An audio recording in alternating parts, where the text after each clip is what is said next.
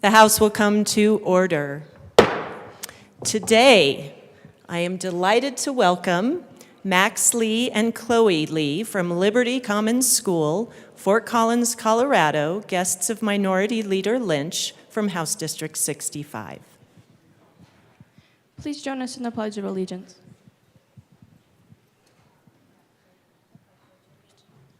I pledge allegiance to the flag of the United States of America and to the republic for which it stands, one nation, under God, indivisible, with liberty and justice for all.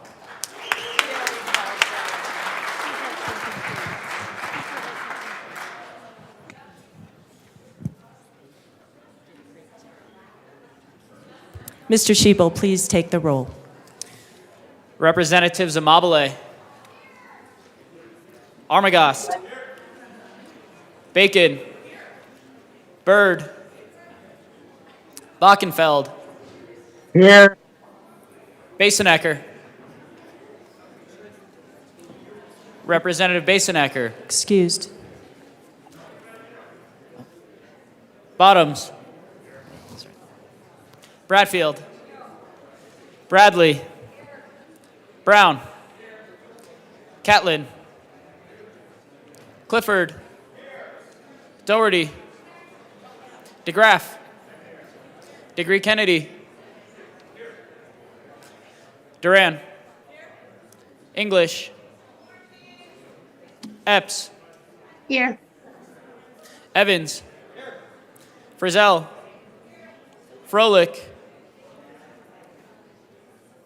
Rep. Froelich. Excused.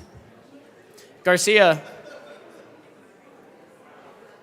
Representative Garcia. Excused. Hamrick. Hartsook. Hernandez. Herod. Holtorf. Judah. Here. Joseph.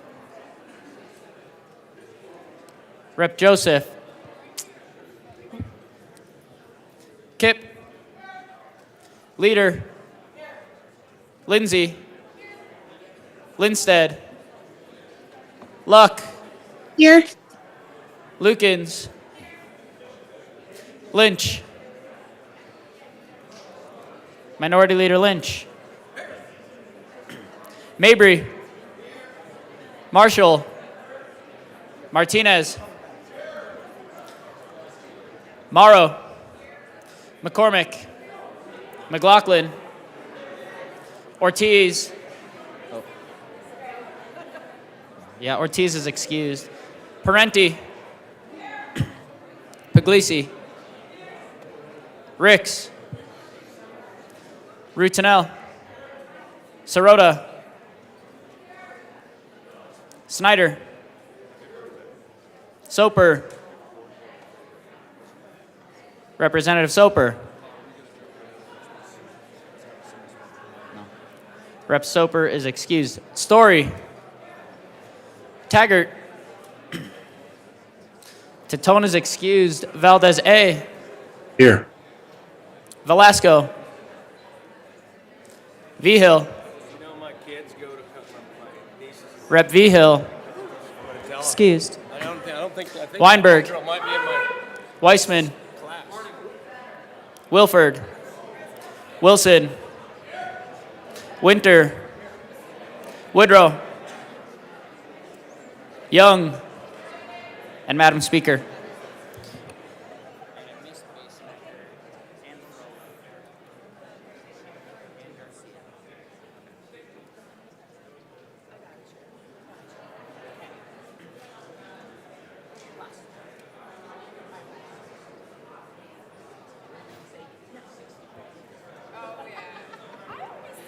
Members, with 60 present for excused, one vacancy, we do have a quorum.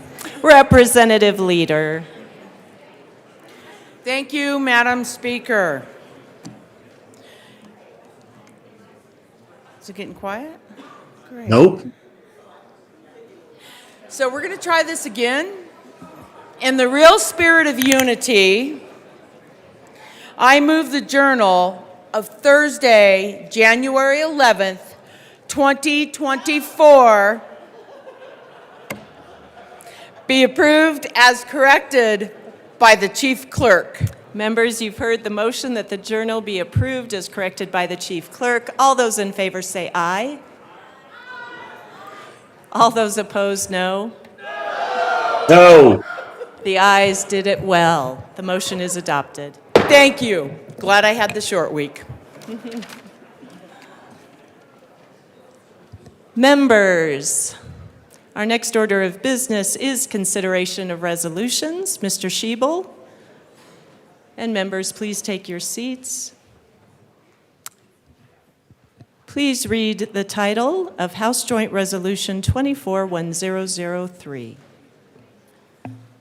House Resolution 1003 by Representatives Joseph and Bacon, also Senators Coleman and Exum, concerning designation of the portion of United States Highway 36 in Boulder County from mile marker 32 to mile marker 37 as the Dr. Martin Luther King Jr. Memorial Highway by the placement of signs in each direction of travel where the designated portion of the highway begins. Representative Assistant Majority Leader Bacon and Representative Joseph. Assistant Majority Leader Bacon. Thank you. I move House Joint Resolution 1003 and ask that it be read at length. Thank you. Mr. Schiebel. Whereas the Reverend Dr. Martin Luther King Jr., one of America's most compelling and effective civil rights leaders, was born on January 15, 1929 in Atlanta, Georgia. And whereas Reverend Dr. King knew at an early age that he wanted to help Black Americans, the poor, and the needy gain their well-deserved place in society in pursuit of freedom, liberty, and justice. And whereas at the beginning of the civil rights era, with Rosa Parks' refusal to give up her seat to a white man in 1955, leading to the Montgomery bus boycott, Reverend Dr. King introduced the new movement of nonviolence to fight against the ill treatment of Black people. And whereas Reverend Dr. King and the Southern Christian Leadership Conference he led began a massive direct action campaign in Birmingham, Alabama, to attack the city's system of segregation. And whereas when hundreds of Black children who marched as freedom fighters were arrested, blasted with high-pressure hoses, clubbed by police officers, and attacked by police dogs, coverage of these events appeared on television and in newspapers and triggered international outrage. And whereas Reverend Dr. King became the most anticipated speaker at the March on Washington in 1963, delivering his signature I Have a Dream speech, which included the line, "Let freedom ring from the snow-capped Rockies of Colorado. And whereas Reverend Dr. King used his revolutionary tactic of nonviolence to press for justice for all, systematically challenging the unjust segregation laws that had excluded so many people for hundreds of years, and his adherence to a nonviolent path towards justice was instrumental in the signing of the Civil Rights Act of 1964. And whereas Reverend Dr. King continuously led our country towards a righteous and democratic society, bringing about the Voting Rights Act of 1965, and was recognized and honored as the youngest person ever to receive the Nobel Peace Prize. And whereas Reverend Dr. King highly valued courage, truth, compassion, dignity, humility, and service to others, envisioning the beloved community in which we all belong and live in freedom, and fought for social equity and belonging, peace, and freedom from prejudice. And whereas at 6:05 p.m. on Thursday, April 4th, 1968, Reverend Dr. King was shot and killed while standing on a balcony outside a second-floor room of the Lorraine Motel in Memphis, Tennessee. But his dream lives inside each and every one of us who desires to carry the torch of justice. And whereas the NAACP Boulder County branch annually honors the life and legacy of Reverend Dr. King during this federal and state holiday, now, therefore, be it resolved by the House of Representatives of the 74th General Assembly of the State of Colorado, the Senate concurring herein, that the portion of United States Highway 36 in Boulder County from mile marker 32 to mile marker 37 be designated as the Dr. Martin Luther King Jr. Memorial Highway by the placement of signs in each direction of travel where the designated portion of the highway begins. That the Colorado Department of Transportation may accept and expend gifts, grants, and donations for the purposes of the initial placement of signs to mark U.S. Highway 36 in Boulder County at southbound mile marker 32 and northbound mile marker 37 as the Dr. Martin Luther King Jr. Memorial Highway. And that the Colorado Department of Transportation may explore a cooperative agreement with the Board of County Commissioners for Boulder County for the maintenance of the signs marking the Dr. Martin Luther King Jr. Memorial Highway. Representative Joseph. Thank you, Madam Speaker. I've been down here before, and I have not said it is an honor to serve with you, Madam. It is an honor to serve with you. Today, if Dr. King was still alive, he would be 95 years old. He died at the tender age of 39, 56 years ago. 56 years later today, we gather to honor his legacy and his tireless dedication to equality and justice. His life and death serve as a beacon for all of us. We must not forget the dream because we are the dream. People of all creed, race, ethnicity, ability, living together in harmony. This highway designation serves as a reminder of how far we have come as a community, an opportunity to educate one another on the importance of working together for a better future, for not just some, but for all in the community. I hope you will support this designation in honor of Dr. King. I want to thank the NAACP Boulder County in their tireless effort to educate and also for their endorsement of this effort. Archiving the past is for our children so that they not only never forget the injustices of the past and the path to oppression, but so that they also have good examples of the full range of our humanity and see love in action. Thank you, Madam Speaker, and thank you. Representative Armagost. Thank you, Madam Speaker. I've always and will always admire and respect the life and legacy of the good Reverend Dr. Martin Luther King, Jr. Serving in the military myself in 22 years and also in law enforcement, I fought for the freedom of every American and the freedom that Dr. Martin Luther King spoke of. Despite the state of our nation during his life, Dr. King was a patriot that embraced and applied the principles of our nation that united all Americans. Dr. King was a man of making Americanism a way of life that would welcome cultural diversity that still stands true to this day. He constantly voiced his hope that racial groups would ignore their differences and simply acknowledge the principles that unite all Americans. For Dr. King, a law was, and I quote, a man-made code that squares with the moral law or the law of God, end quote. Instead of weaponizing the words of Dr. King, we need to remember that the words of Dr. King brought unity without prejudice of skin color or even perceived privilege or oppression of any race, creed, color, or religion. His most famous words were, "I have a dream that my 4 little children will one day live in a nation where they will not be judged by the color of their skin, but by the content of their character." Everyone should believe and say this, no matter what you identify as your race. Skin color does not and should never define social status or character. Character is what creates social status and how others perceive a person. Our thoughts become our words become our actions, and our actions become our character.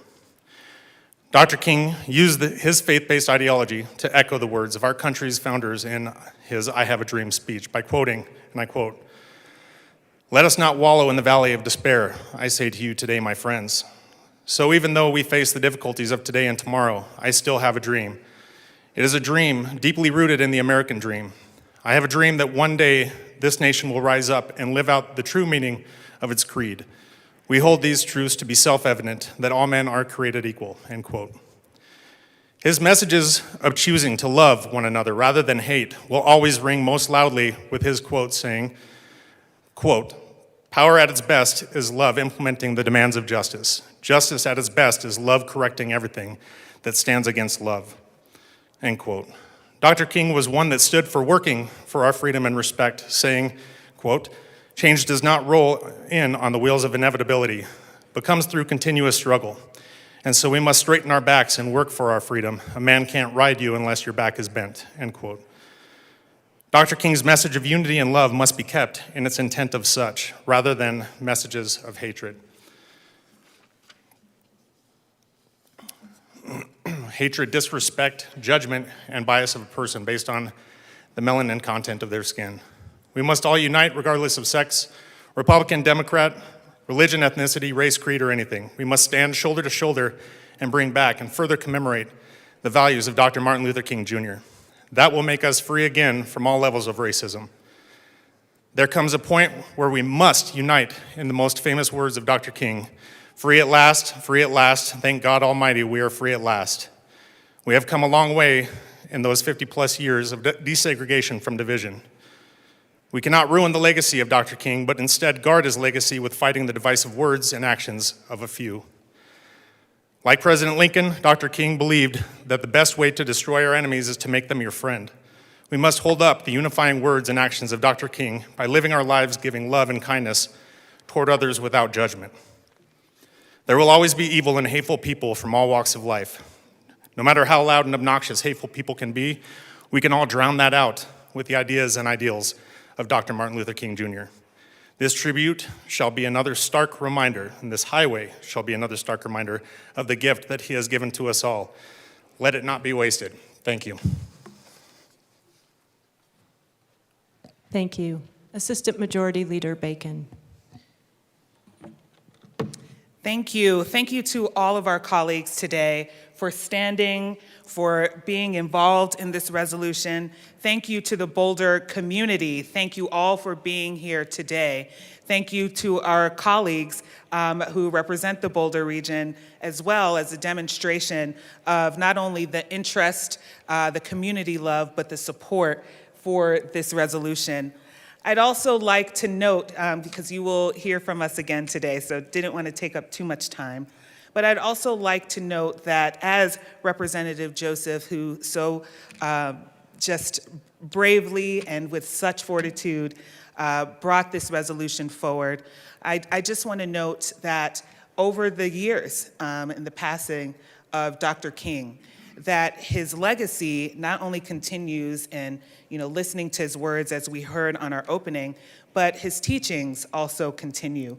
And while he had to lay down his life to be able to make the point that is truly the point of this country in letting freedom ring, we know that we have continuous work to do, but we know that it can be done. And so I hope that you know, and all the people who are here today visiting, that they too are part of this legacy.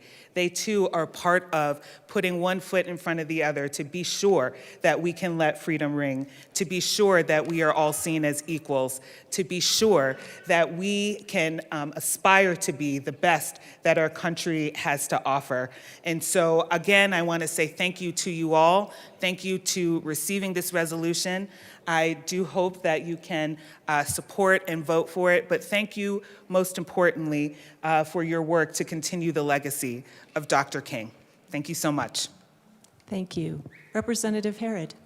Thank you, Madam Speaker. And again, I want to thank Representative Joseph for bringing this measure forward. I will be brief because, again, we are speaking to another resolution later. But I did want to acknowledge the folks here from the Boulder Museum. There is an exhibition there around Black history in Colorado. I'm honored to be in it. Thank you so much for that recognition. As someone who went to CU Boulder and whose good friend from college is now representing in Congress, Congressman Joe Neguse, and to see our first Haitian woman serving from that area, it's an honor to see his legacy. And quite frankly, driving from my home in Denver to Boulder on 36 and to have a piece of that highway honoring Dr. King is progress, and it's such an honor to be here with you all. So thank you, and thank you for all you're doing. How long is the exhibition there? You didn't hear that from her. Representative September 2025. Thank you, Madam Speaker, for your grace. Yes, Representative Joseph. Thank you, Madam Speaker, and thank you to all the colleagues who contributed to today and this morning. I just wanted to take an opportunity to acknowledge some of our community members here. We have Jewish Community Relations Council, Jewish Colorado. We also have Mayor Aaron Brockett, and we also have Mayor Pro Tem Dr. Nicole Spear, Boulder City Manager, Executive Committee of the Boulder County NAACP, Boulder City Council Member Taisha Adams, Boulder Legacy Church members, former President of Naropa, Director of Unify, President of also or branch NAACP Boulder County, and various members of our Boulder County community as well. Thank you, thank you. Thank you. Seeing no further discussion, the motion before us is the adoption of House Joint Resolution 24-1003. Mr. Schiebel, please open the machine and members proceed to vote.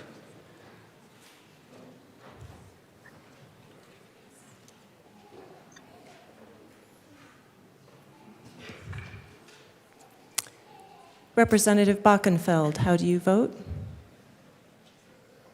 Yes. Representative Bockenfeld votes yes. Representative Valdez, how do you vote? Yes. Representative Valdez votes yes. Representative Luck, how do you vote? Yes. Representative Luck votes yes. Representative Judah, how do you vote? Yes. Representative Judah votes yes. Representative Epps, how do you vote?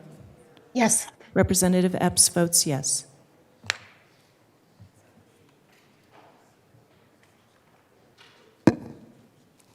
Please close the machine. With 61 ayes, 0 no, 3 excused, and 1 vacant, the resolution is adopted. Co-sponsors.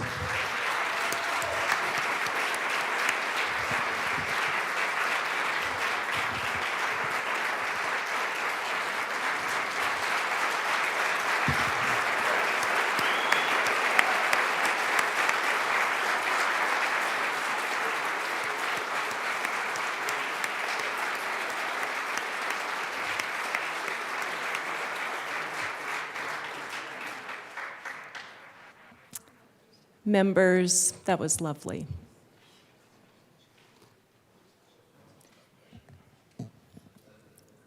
Please close the machine. Mr. Schiebel, please read the title of House Joint Resolution 24-1004. House Joint Resolution 1004 by Representatives Bacon and Ricks, also Senators Buckner and Fields, concerning the commemoration of the birthday of the Reverend Dr. Martin Luther King, Jr. Assistant Majority Leader Bacon. Thank you. I'd like to move House Joint Resolution 1004 and ask that it be read at length. Mr. Schiebel, please read our resolution.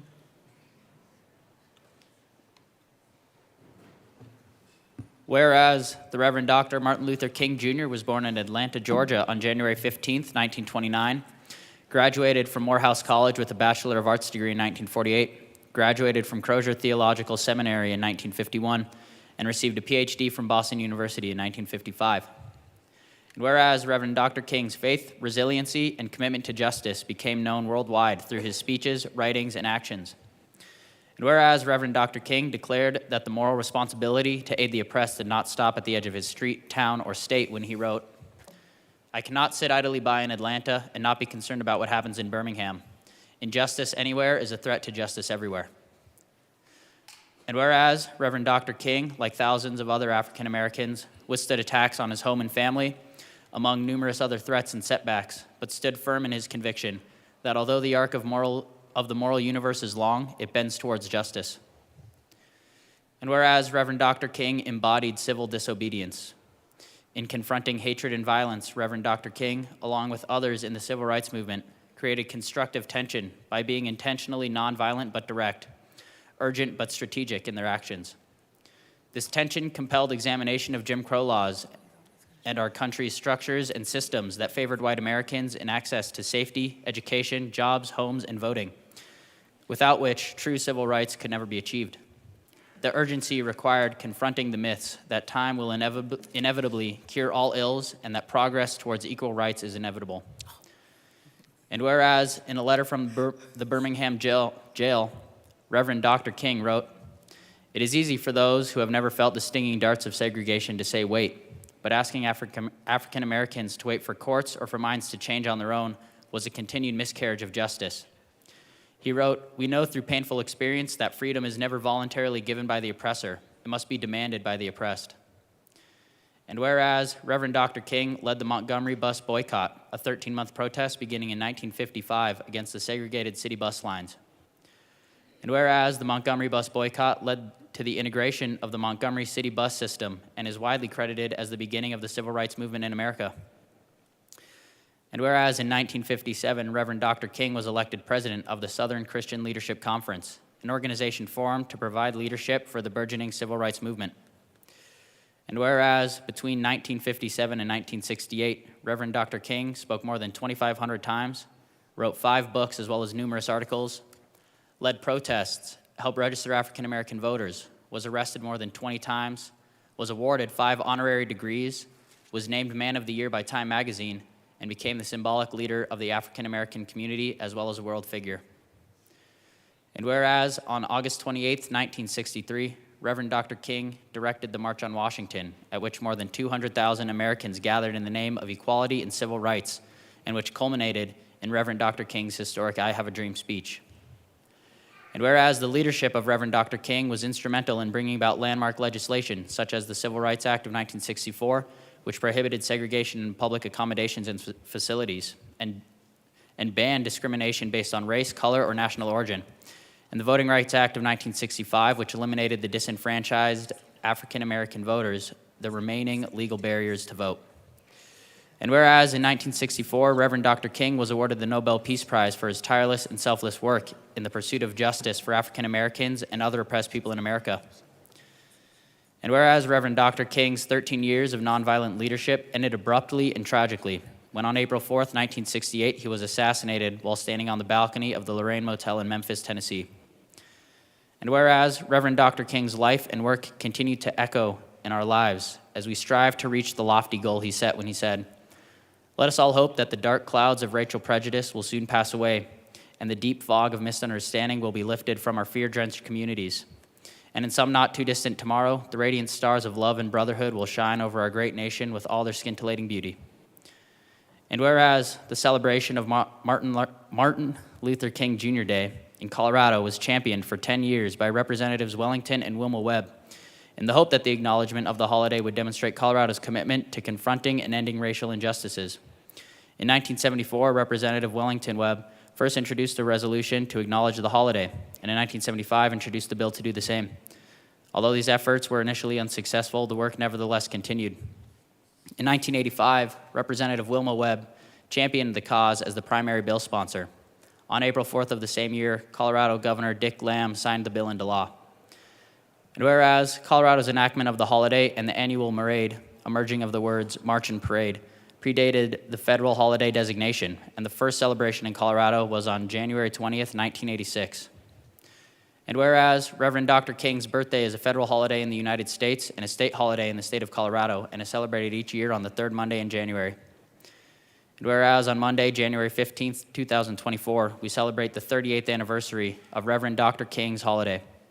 Now, therefore, be it resolved by the House of Representatives of the 74th General Assembly of the State of Colorado, the Senate concurring herein, that we, the members of the Colorado General Assembly, hereby encourage appropriate observances, ceremonies, and activities to commemorate the federal and state legal holiday honoring the Reverend Dr. Martin Luther King Jr. throughout all cities, towns, counties, school districts, and local governments within Colorado. Representative Ricks. Thank you, Madam Speaker. In this esteemed chamber, I take pride in the dedication of my fellow representatives who passionately advocate for their communities. The remarkable diversity within this assembly, once unimaginable during Martin Luther King Jr.'s civil rights era, stands as a living tribute to his enduring legacy.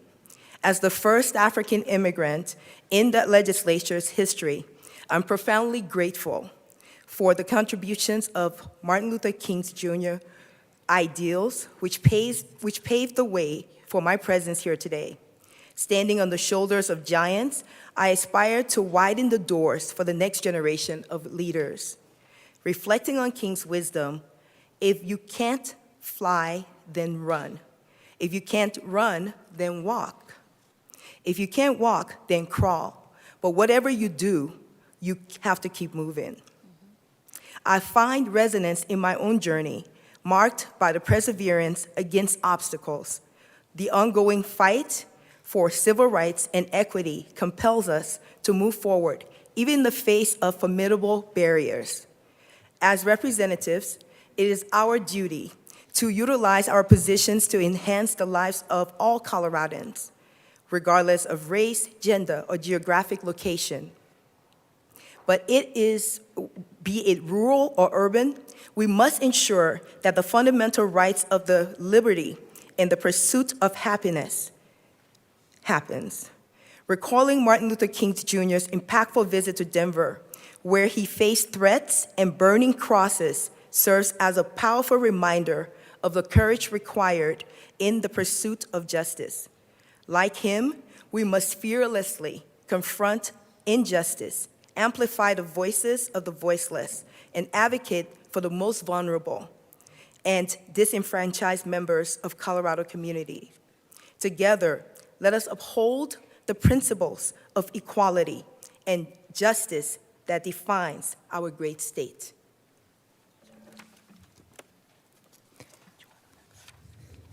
Assistant Majority Leader Bacon. Thank you. And members, we have a few folks that would like to speak, so please feel free to have a seat. So next we'll have, if you could acknowledge our next speaker. Representative Rootnell. Thank you, Madam Speaker. It is an honor to serve with you on all days, but especially on your birthday. Thank you, Representative. An honor to serve with you. Friends, colleagues, today we honor a man whose dream reshaped the moral contours of our nation, Dr. Martin Luther King Jr. In the People's House, we understand that our strength lies in our diversity, a diversity that represents the many histories, experiences, races, ethnicities, gender identities, and sexual orientations that enrich our community. Dr. King showed us that from diversity comes understanding, and from understanding comes unity, power, and love. As we celebrate Dr. King's life and legacy, let us remember that his dream is still alive in the hearts of all who fight for justice and equality. He reminded us that injustice anywhere is a threat to justice everywhere. Today in Colorado and across the world, we still face challenges. It's 10 degrees outside, and there are people down the street that are freezing to death. We must keep dreaming. Our nation's seas are rising, our beautiful mountains are burning. We must keep dreaming. In a world with gunshots in Colorado classrooms and with refugee children across the world and at our borders, yearning for a day of peace, we must keep dreaming. The dream is yet to be fully realized, but that's why we're here. We've come a long way. I stand before you in the People's House as a young first-generation American Latino from a single mother, a testament to the progress we have made. This would not have been possible without the path Dr. King paved for us. And to continue bending the arc of the moral universe towards justice, we must keep working. We must keep striving. We must keep dreaming. As we honor him today, let us recommit ourselves to his vision. Let us walk forward in unity and love, embracing our differences and working towards a future where everyone can say truly that they are free at last. Thank you.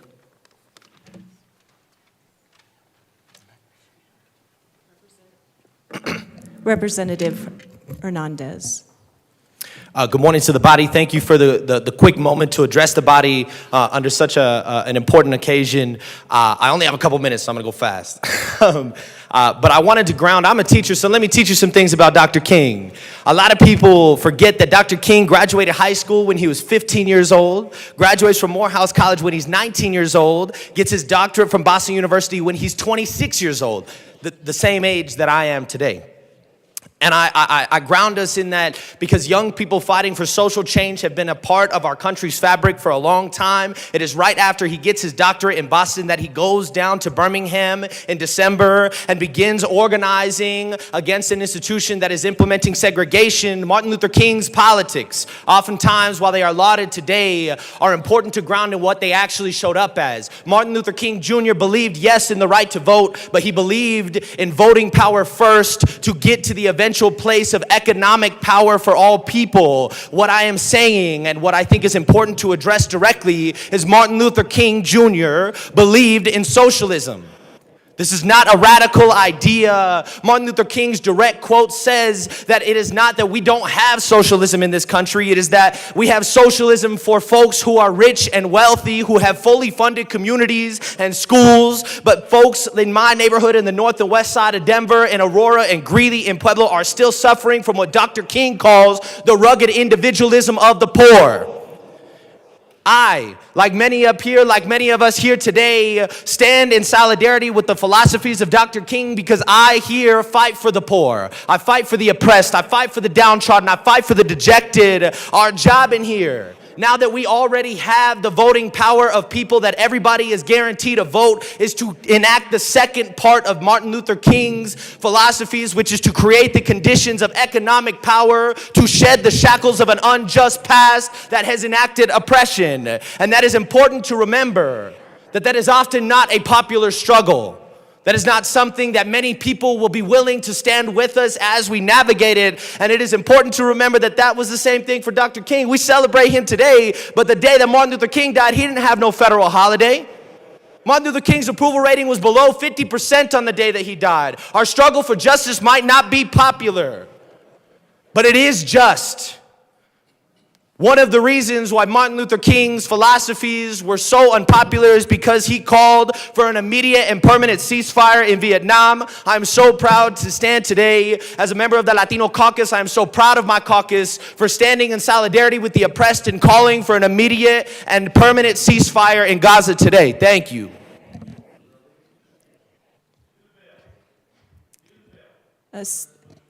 Representative Holtorf, do not speak from your seat. Thank you. Representative Weissman. All right, thank you, Madam Speaker and members. You know, every morning before we speak to this resolution in honor of Dr. King, I go back to some of his own words. This morning, I was rereading his comments in Memphis, April 3rd, 1968, the day before he was taken from the world by an assassin. Quote, "Let us keep the issues where they are. The issue isn't justice. The issue is the refusal of Memphis to be fair and honest in its dealings with its public servants who happen to be sanitation workers. Now, we've got to keep attention on that. That's always the problem with little violence. You know what happened the other day, and the press dealt only with the window breaking. I read the articles. They very seldom got around to mentioning the fact that 1,300 sanitation workers were on strike, that Memphis is not being fair to them." End of quote. Dr. King understood that transformational change is never easy. The Civil Rights Act of 1964 and the Voting Rights Act of 1965 were not advanced through Congress casually or without opposition. Those overdue, I would even say epical, laws were the work of marches and boycotts, and yes, injustice and suffering and oppression over years and decades, if not all the way back to 1787 or 1619.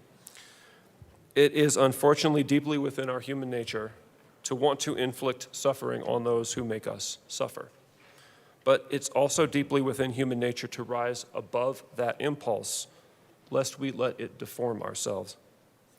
Which of those two impulses individuals and entire societies follow, and which impulses leaders invite individuals and societies to follow, I think can determine how entire ages are written down in history. Dr. King understood that. Dr. King called this country and the world to rise above the retributive impulse, not because the injustices were not deeply felt or deeply wrong when they happened, but because meeting violence with violence and retribution with retribution was not and is not now the path to justice. Dr. King deeply knew that violent acts, especially seen through lenses of prejudice, would work a distraction from the real cause of transformation. So in honor of Dr. King and in recognition of the challenges before us as a state and in recognition of the challenges before us as a body, let's commit ourselves to the work, including work that is so vast that we may have to think of it as transformative and we may not get done in a year. Let's commit ourselves to the work and not give in to the impulses that would distract us. Thank you. Representative Bottoms.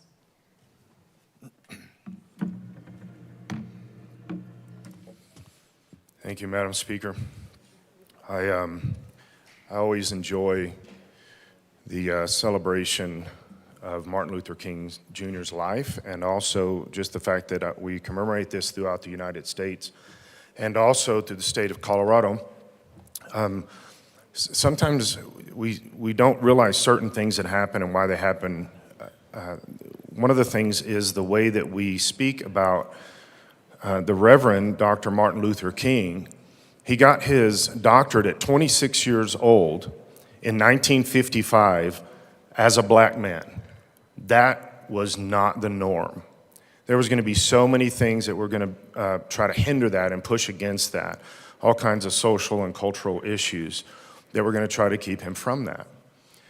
Interestingly, when you speak, the correct title when you speak of Dr. Martin Luther King Jr. is actually to say Reverend first.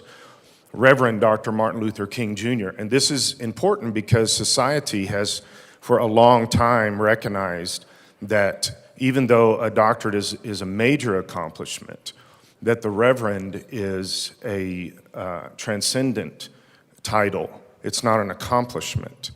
And this is something that greatly defined the Reverend Dr. Martin Luther King Jr. Being Reverend Doctor, I'm also both of those. I prefer the Reverend over the doctor because of that. He was a Christian first, then he became a preacher, and then he realized that the Lord was calling him to fight truly a perceived insurmountable fight, which was racism. But here's something that sometimes, well, I think oftentimes we leave out. It was his relationship with Jesus that propelled him towards civil rights, and he makes that very clear through many statements that I'm going to read to you. He understood that Jesus created him, and at the very moment of conception, that he was divinely put on this earth and for purpose, and that his relationship with Jesus is what changed his philosophy or guided and developed and matured his philosophy about equality. Equality is not a human thing. People don't come up with equality. Human beings put other people in shackles. We've done this in every people group across the planet for the entirety of history. Humanity does not look at equality as a thing. That is a God-given thing that God hands us. And then if we are obedient, we step into this idea of equality. He verbalizes so often that Jesus is the whole point of all of this. In fact, he says, in contrast, and this is important from my perspective greatly today, because he deals with relativism, which is ruling society today, the concept of relativism. He says, in contrast to ethical relativism, Christianity sets forth a system of absolute moral values. Dr. Martin Luther King was recognizing this came from God. Moral values come from God. And affirms that God has placed within the very structure of this universe certain moral principles, and he explains this, that are fixed and immutable. Regardless of how people perceive this, Dr. Martin Luther King believed that you could not change these immutable moral laws. He says, by opening our lives to God in Christ, we become new creatures. This experience, which Jesus spoke as of a new birth, this is his quote, is essential if we are to be transformed nonconformist. I strongly enjoy the concept of transformed nonconformist. I've always been one of those. Only through an inner spiritual transformation do we gain the strength to fight vigorously the evils of the world in a humble and living spirit, in a loving spirit. And he says that this transformed nonconformist is against the rules of the day, the social norms of the day. And we are having to fight the social norms of today also. He says, and this is why, in case some people are wondering, I'm glad that we are celebrating this, and I'm glad that we have the opportunity to bring a resolution. But there are major statements in the resolution that I strongly disagree with, because in the quotes that I'm reading and will continue reading, they are the exact opposite of what Dr. Martin Luther King said himself. Not what I'm saying, but what he said. He said in his I Have a Dream speech, he said, I have a dream that my 4 little children will one day live in a nation where they will not be judged by the color of their skin, but by the content of their character. And there are statements in this resolution that go strongly against his words right there. And it is not okay for me. I have a dream as a white grandfather of biracial grandchildren that we could live in a country someday where we're not judged by the color of our skin, and where people make the assumption ahead of time what your ideology is and what your prejudices are not according to the color of your skin. You cannot assess that by someone's skin color. And we are regressing as a country, and this resolution is confirming that we are regressing within this. There are statements in the resolution that I think are strong. One of them is that he embodied civil disobedience. He did that. He was the epitome of this. In fact, he gave his life for it. He gave his literal life. He says that in any earthly institution or custom that conflicts with God's will, it is your Christian duty to oppose it. You must never allow the transitory, evanescent demands of man-made institutions to take precedent over the eternal demands of the Almighty God. And that's why actually I'm a representative. I stand with Martin Luther King that we are all equal. We are all created by God. We do this with his life, and that God determines this course and path for us. The Reverend Dr. Martin Luther King was a Christian, strongly quoted Jesus. In fact, you can Google this. Just put Martin Luther King quotes with Jesus there. And there are dozens upon dozens of quotes. And his desire was for people to know Jesus Christ first, and then equality second. And I stand with that same mentality.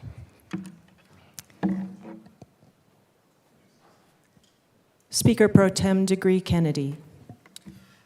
Thank you, Madam Speaker, and thank you so much to the sponsors of this resolution and the other members of the Black Caucus for inviting me to speak today.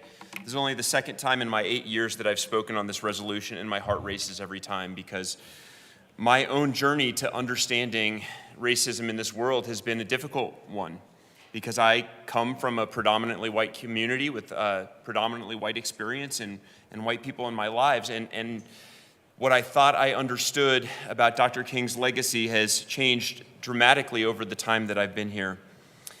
What I wanted to speak about today was inspired by something I heard at a health conference this year, and I think it speaks to the way racism sometimes manifests itself in our society, regardless of the intention. I think that there are a lot of cases where the intentions are not harmful. There are good intentions, but there are things that people don't necessarily see about their own implicit biases. And I'm going to speak about a little bit of that and how I've seen it in myself a little bit later on. But in my work in healthcare policy, for the longest time, I thought that health disparities, when you learned about racial disparities in health, had everything to do with the economics, that it was lower income that had the driving effect. And yet, there have been studies in recent years, I know many of you have read of these, people on the health committee have heard testimony about these, about black maternal mortality, and recognizing that that had nothing to do with income, and it had everything to do with doctors who, their intentions were not necessarily bad, but they did not understand or believe what they were hearing from their patient, and that caused great harm. There's a book, this is what I heard at the conference here, by an author named Linda Villarosa. The book was called Under the Skin, The Hidden Toll of Racism on American Lives. And here's what she said. In recent years, I've come to understand that much of what I believed about health disparities and inequality in the United States was wrong. The something that is making black Americans sicker is not race per se, or the lack of money, education, information, and access to health services that can be tied to being black in America. It is also not genes or something inherently wrong or inferior about the black body. The something is racism. And that really struck me. And there was a story about a particular person, Dr. Susan Moore. Many of you probably know this story. She was an African-American physician who documented her own experience with racist treatment in an Indiana hospital shortly before her own death of COVID-19 in 2020. Despite being a physician herself, Dr. Moore had to plead with hospital staff for life-saving COVID-19 treatment. Her white doctor denied her pain medication, discounted her breathing struggles, and suggested that she'd be discharged despite her worsening condition. Tragically, Dr. Moore passed away just weeks later. As her son shared, she was no stranger to advocating for herself in hospitals. She had this is a word I didn't practice saying, sarcoidosis, an inflammatory disease that attacks the lungs, and was frequently treated at hospitals, continually forced to fight for baseline proper care as a black woman. Her case underscores the racial inequities plaguing America's health system, where countless studies show black patients receive inferior treatment to white patients, particularly for pain management. Now, a quote from Dr. King that I've heard quoted less often is this: "Of all the forms of inequality, injustice in health is the most shocking and most inhuman because it often results in physical death. I see no alternative to direct action and creative nonviolence to raise the conscience of the nation. So in my work in health policy, these stories, these quotes resonate with me quite often. I think I want to just make one more reflection before I pass on the microphone to another member.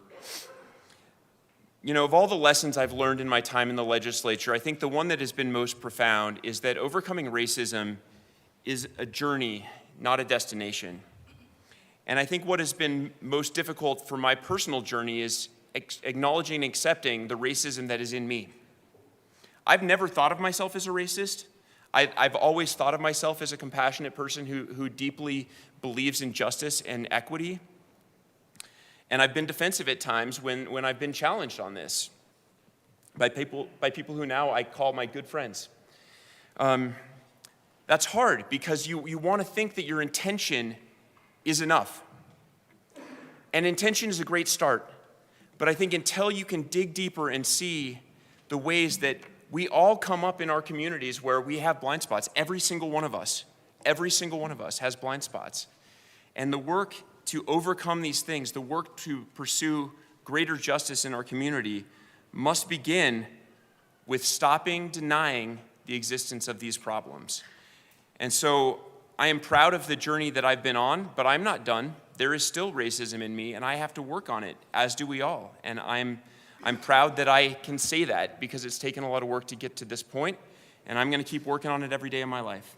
Thank you all very much for your time this morning. Representative English.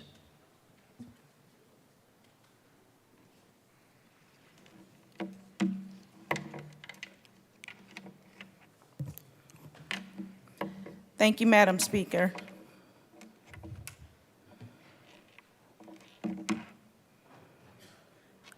Colleagues, today we come together to honor a day that is not just a date on the calendar. And I'll say that part again. Colleagues, today we come together to honor a day that is not just a date on the calendar, but a symbol of our enduring quest for justice and equality. The Reverend Dr. Martin Luther King Jr. holiday. Dr. King, a visionary leader, once said, "The time is always right to do what is right." This profound statement captures the essence of what today represents. As we celebrate this significant day, it's important to remember those determination made this recognition possible. One such individual is former Colorado State Representative Wilma Webb, whose tireless efforts were pivotal in establishing this holiday. Her work serves as a beacon reminding us that the journey towards justice requires both courage and unwavering commitment. The significance of the Reverend Dr. Martin Luther King Jr. holiday extends far beyond commemorating an individual. It is a day where we reflect on the values that Reverend Dr. Martin Luther King championed: equality, nonviolence, and the belief that every individual deserves the right to a dignified life. This day challenges us to continue the work he started to build a society where these values are not just ideas, but lived realities. Let us use this day to not only honor the Reverend Dr. Martin Luther King's legacy, but also to rekindle our own commitment to the principles he held dear. In doing so, we honor the efforts of Ms. Webb and countless others who fought to ensure this day of remembrance was established. Their dedication reminds us that our work towards a just society is ongoing, and every step towards that goal is a stride towards realizing the Reverend Dr. Martin Luther King Jr.'s dream. Thank you. Representative DeGraff.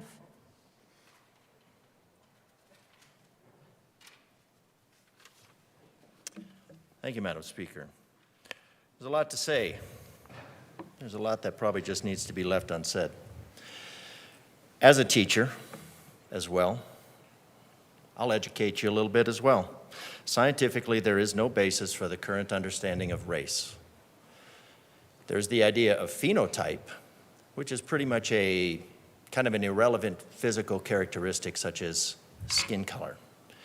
That it's become such a divisive issue in the country is really unfortunate, and it's a testament to the teaching of Darwin that is celebrated in our public schools. Ironically, but I would like to give everybody, I'd like to congratulate the body on joining us in the recognition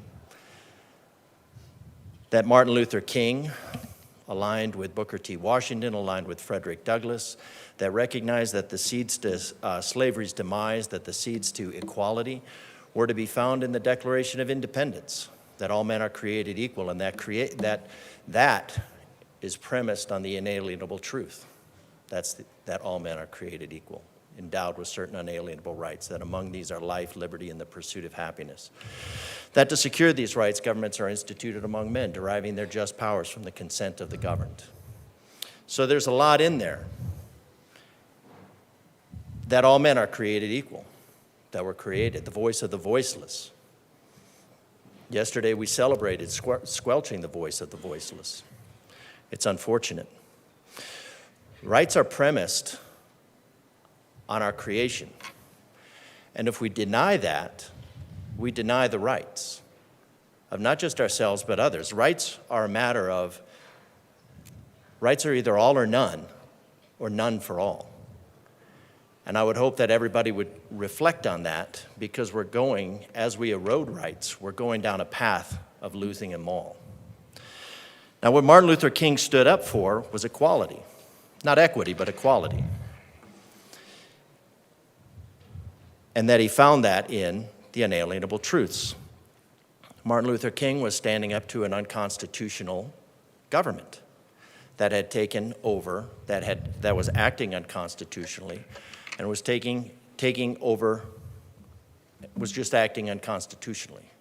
And so he had the right to do that, as the fifth self-evident truth of the Declaration of Independence would affirm. Ironically, despite this call for equality, we now give credence to the divisive idea that the only remedy to past discrimination is present discrimination, and the only remedy to present discrimination is future discrimination, which puts neighbor pitted against neighbor in perpetuity, and making sure that the day will never come where we can live in a nation where the children will not be judged by the color of their skin, but by the color of their character. Not by their phenotype, but by the content of their character. So, to keep everything short, I would like to call on us to resist, to carry on the legacy of Dr. Martin Luther King, in recognizing that our rights are founded on our creation, and that they are either for everyone or they're for no one. And that government can act unconstitutionally and bring too much power into itself, and we need to stand up against that. I'll continue to do that because history, well, it is written by the victors and remembered by the vanquished. It is often erased by those who are looking to repeat it.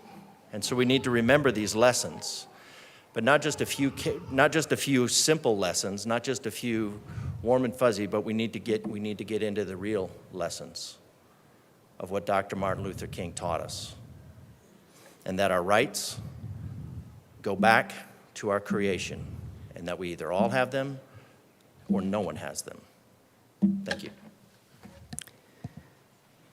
Assistant Majority Leader Bacon and Representative Herod.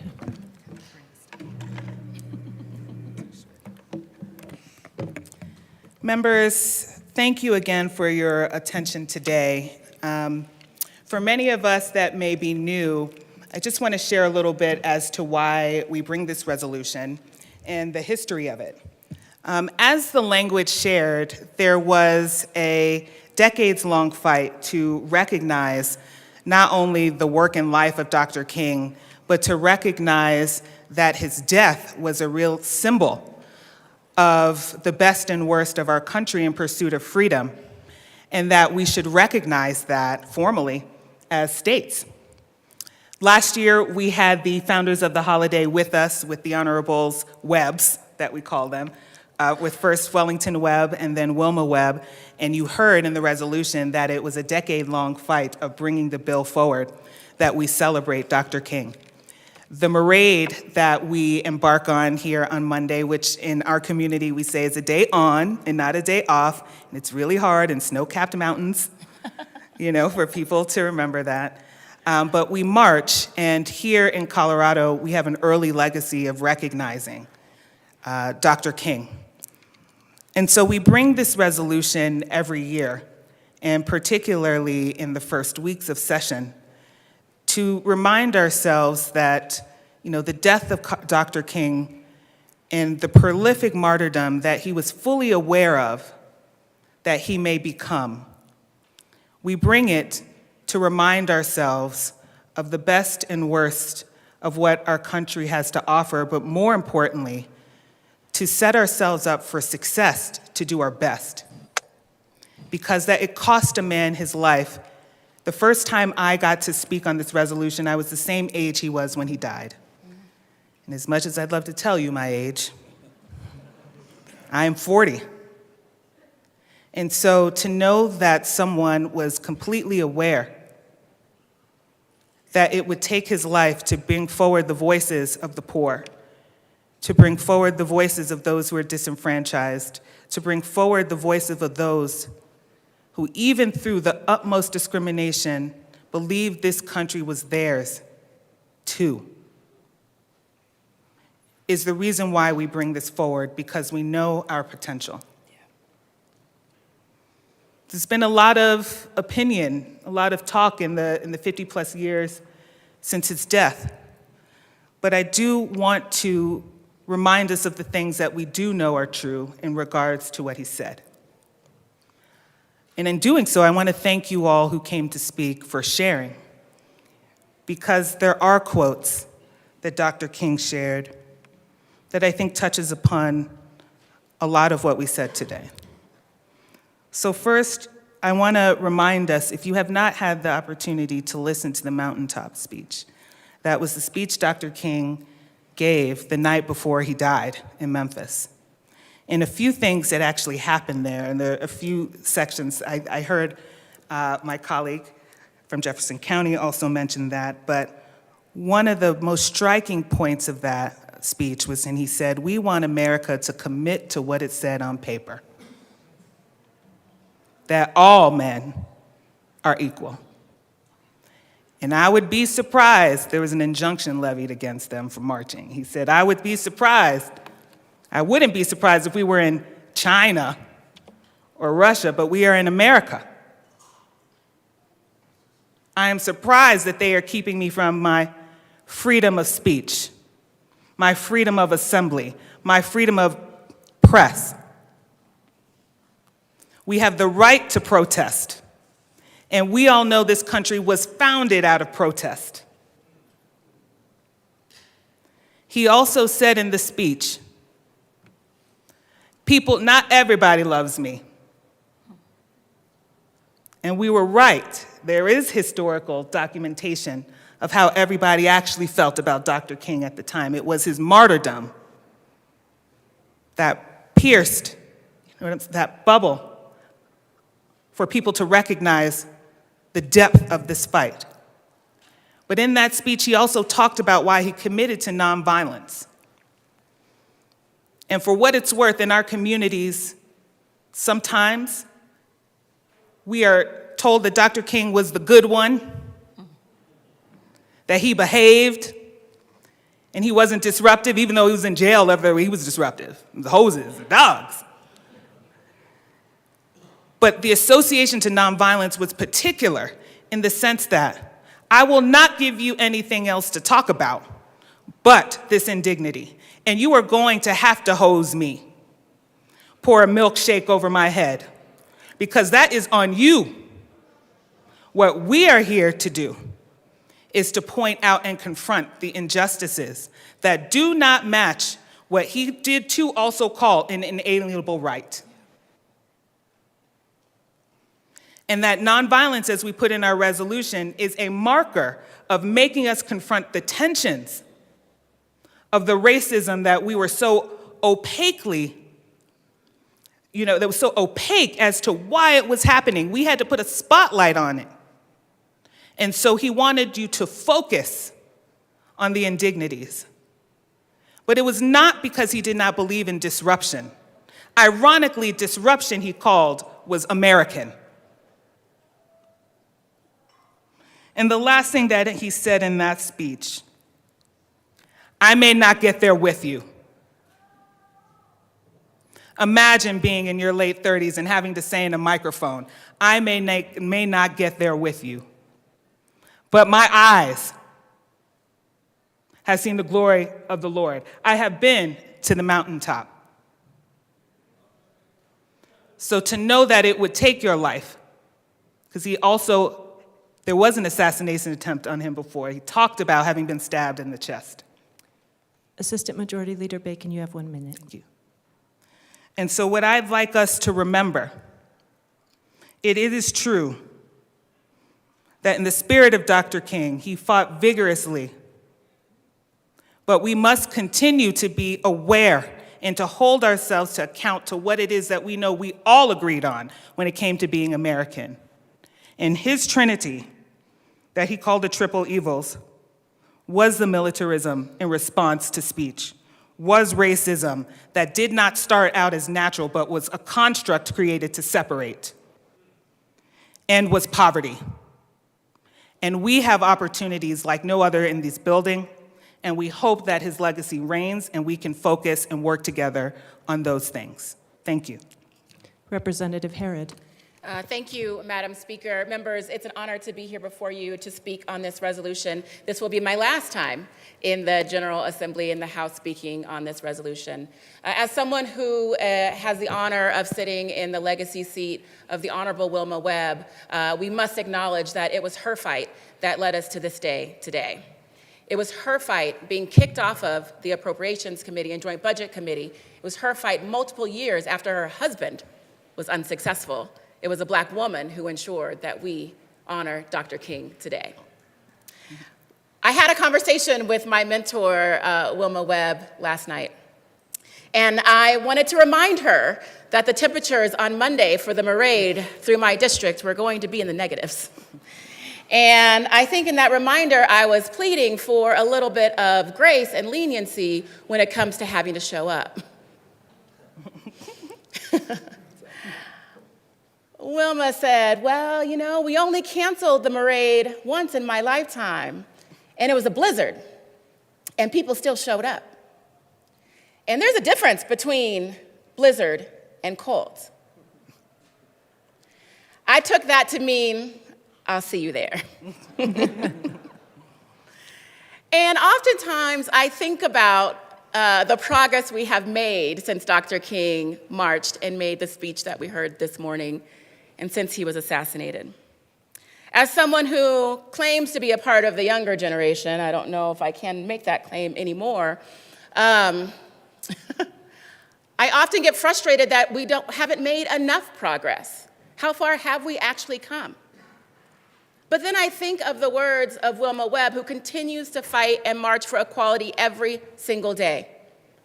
And I think about the fact that not only was she elected, but I was elected, and so many other in the Black Caucus were elected to serve in these seats, particularly because of the work of Dr. King. Whether it be directly or because of his words that we were able to learn in school as young people. I think about Senator Tony Exum, who had to leave just a few minutes ago, and the fact that he still carries a poll tax receipt in his wallet every single day. We have made progress. I think about Glenda Robinson sitting over there who marched with Dr. King, who you see here on this button. You still got it. You still look the same. You still got it. And her sister, Madeline, who was too young to march, but who felt the legacy of Dr. King and who continued to fight, again, every single day for that progress.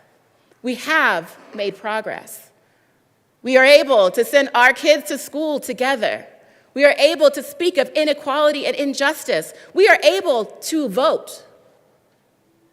And while Colorado is colder than Memphis, we march in his legacy. But I also want to talk about what dishonors his legacy. We know what Dr. King stood for, but we also know that he was called a criminal, that he was incarcerated by this country, that he was beaten by this country, that he was shunned by this country and his peers because of what he stood for. This year, the Black Caucus will be bringing a bill to talk about discriminations that Coloradans faced, historical traumas and discriminations that Coloradans have faced, because it is our duty in the legacy of Dr. King to keep fighting until we realize that dream, which we are not there yet.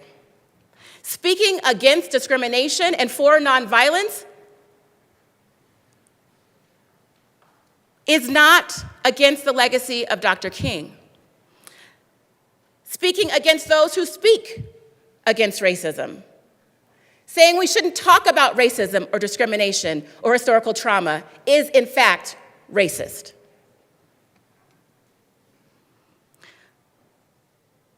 Pretending like racism does not exist dishonors his legacy. Not wanting to say the words black in committee dishonors the legacy of Dr. King and so many who fought with him. Not wanting to acknowledge the fact that racial discrimination still exists in health, in maternal and infant mortality rates, in the criminal justice system, in economic development, in education. Not wanting to acknowledge those very truths is racist. Not fighting to change them dishonors his legacy. I know that this body stands with Dr. King's legacy in saying we will fight until injustice is no more. But in order to do that fight, we need to acknowledge that it exists. The fight against racism did not die with Dr. King. It must continue every single day. I ask my colleagues on both sides of the aisle, as we have very difficult conversations in this body, to think of the words of Dr. King, not just the ones that are pretty, but the ones that urge us and challenge us to do more for all of us. Thank you. Seeing no further discussion, the motion before us is the adoption of House Joint Resolution 24-1004. Mr. Schiebel, please open the machine and members proceed to vote.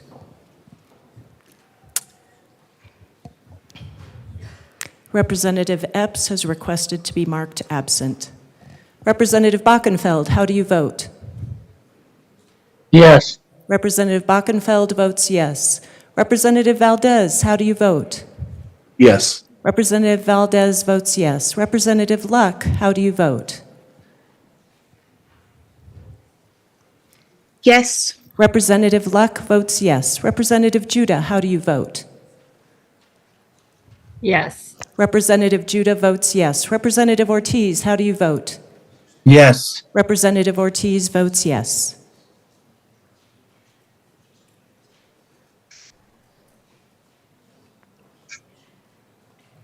Please close the machine. With 60 aye, 1 no, 2 excused, 1 absent, and 1 vacant, the resolution is adopted. Co-sponsors. Representative Valdez co-sponsors. Representative Judah co-sponsors. Representative Ortiz co-sponsors. Representative Bockenfeld co-sponsors.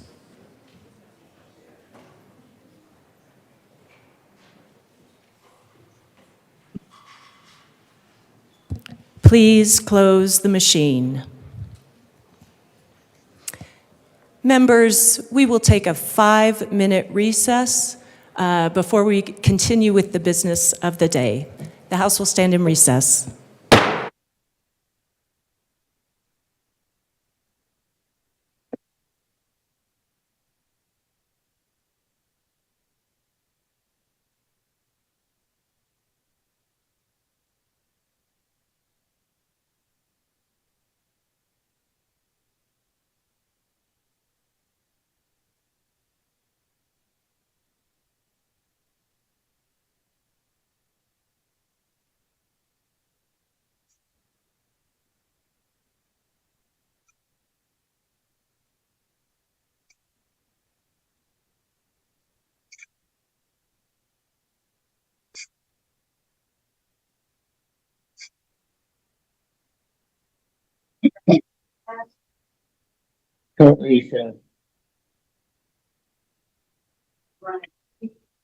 Hey, Rod, you're unmuted.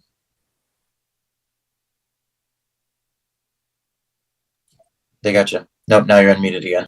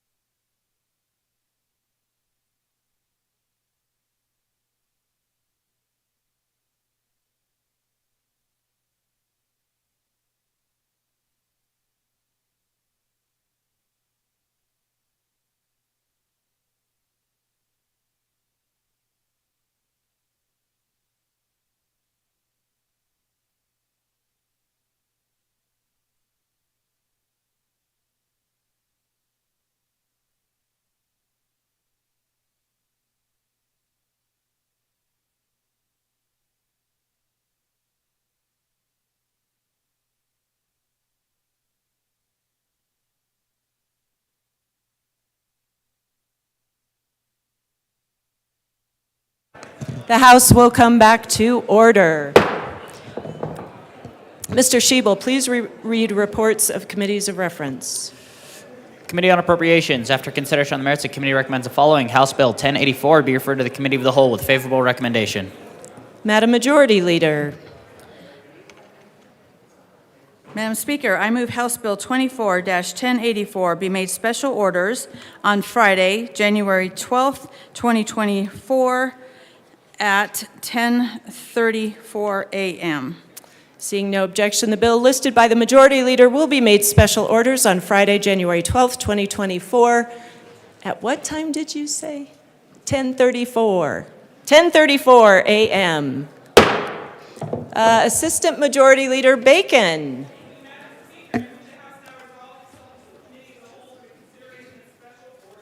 Members, you have heard the motion. All those in favor say aye. All opposed, no. The motion passes. Assistant Majority Leader Bacon will take the chair.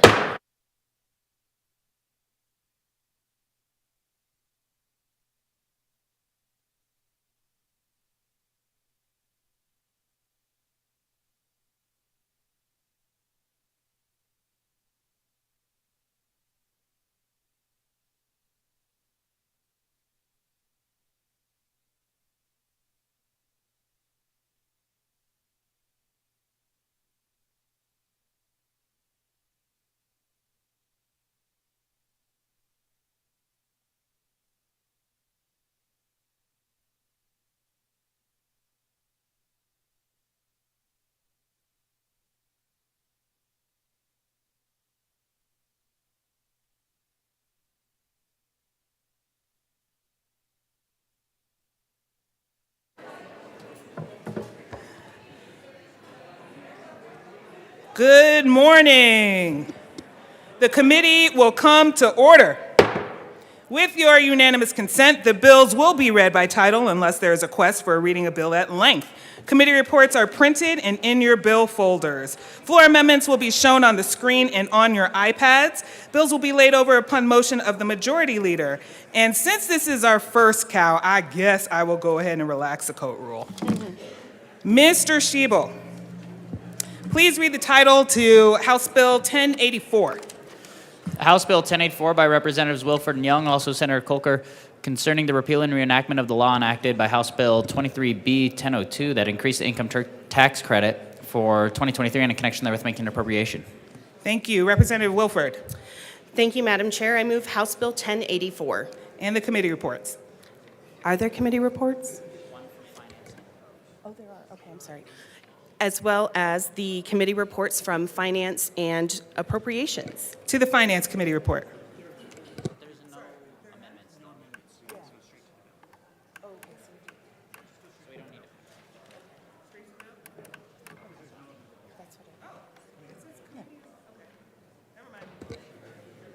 Okay, we'll do that one more time.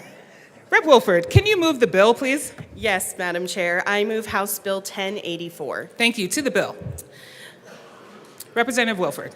Thank you, Madam Chair. Members, if you read this bill and felt like you were experiencing deja vu, you were not alone in that feeling, as this bill is a repeal and reenactment of House Bill 23B 1002, a bill that Representative Young and I sponsored during the special session to double the Colorado Earned Income Tax Credit for 2023.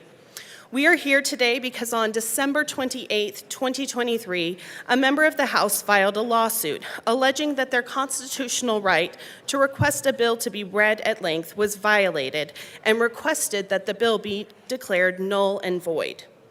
As of today, according to the Register of Actions, which I have right here, there has been no action taken on the lawsuit or motions for a temporary restraining order or preliminary injunction.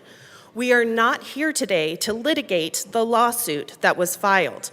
We are not here today to make a determination as to if a member's rights were violated.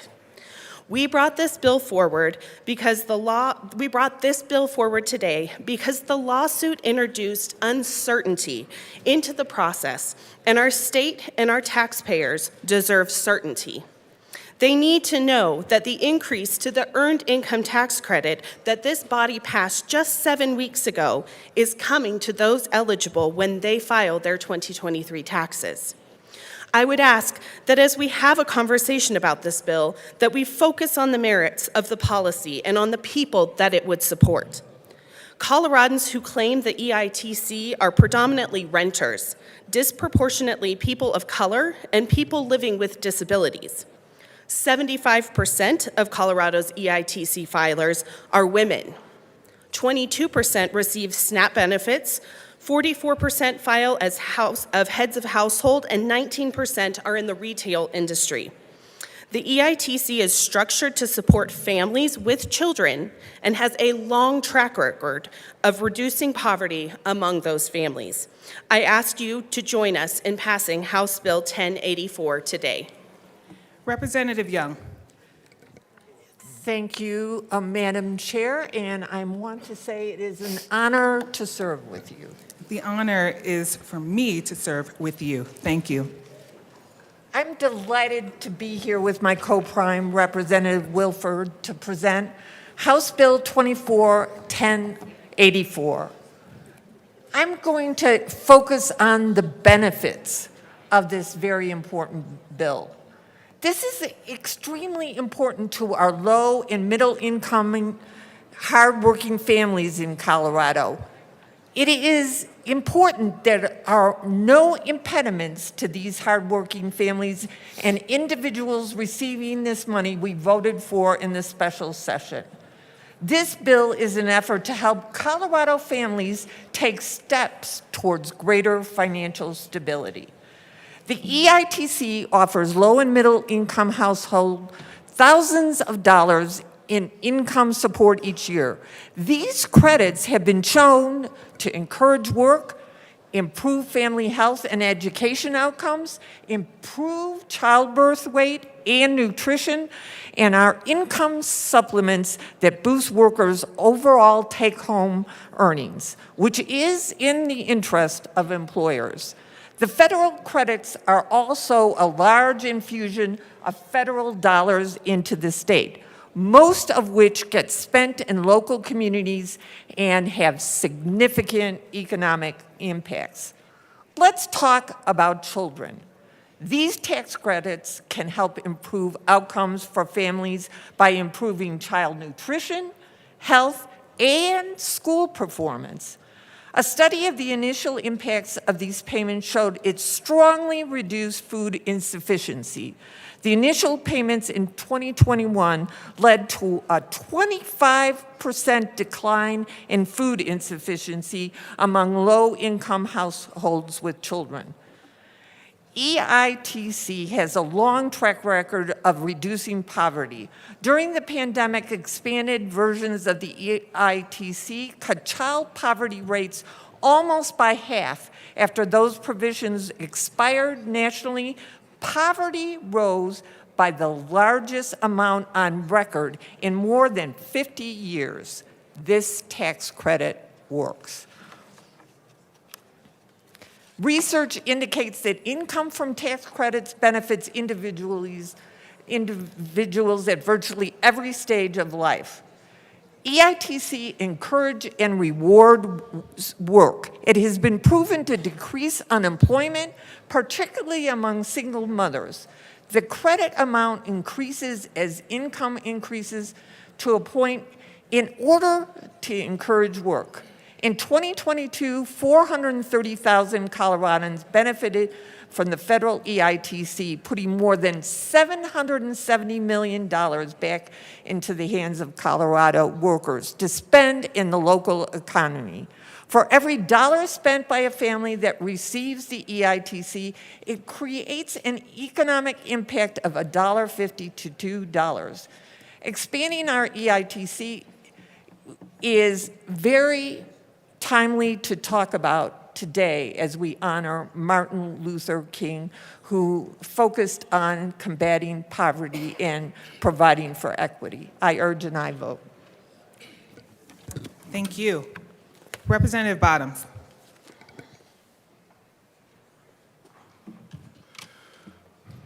Thank you, Madam Chair.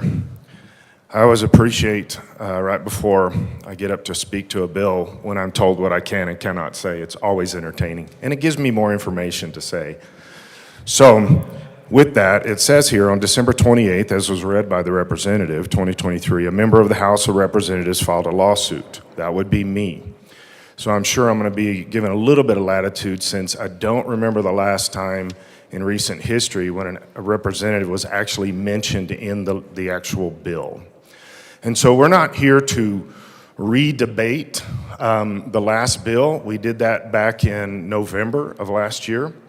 I stated very strongly I disagreed with the bill then. Everybody said all the stuff, and I mean, there may be some new information that people come up with. I may say a couple of things here at the end of this.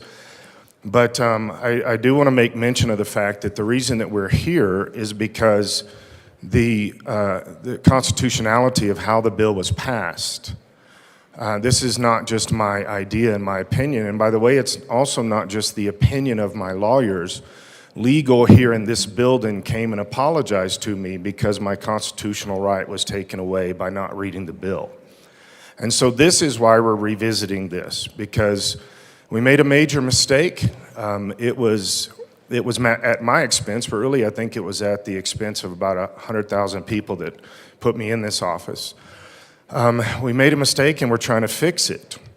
I do understand the concept behind it. In fact, I will say this is what is called very good politics by the Democrats here to do an in-run around and try to get around the actual issue. Representative Bottoms, I do want to acknowledge what you mentioned by way in the bill description. The bill here too, though, is to be debated, and that is what the purpose of the legislature is. And so the bill is to repeal and reenact the law. So if you could talk a little bit more and debate the bill. Thank you, Madam Chair. Let me read again from the actual language in the bill. On December 28, 2023, a member of the House of Representatives filed a lawsuit alleging the House failed to follow the constitutional requirements. That's the only reason that we're doing this. We're not doing this because of the body of the bill. We're doing this because of the constitutionality. And so I will address first the nullification that has been presented by the Democrats. The reason that the nullification exists is because I allege, and I understand legal speech, but I allege that the reason that we need to nullify the bill is because my constitutional rights were trod upon.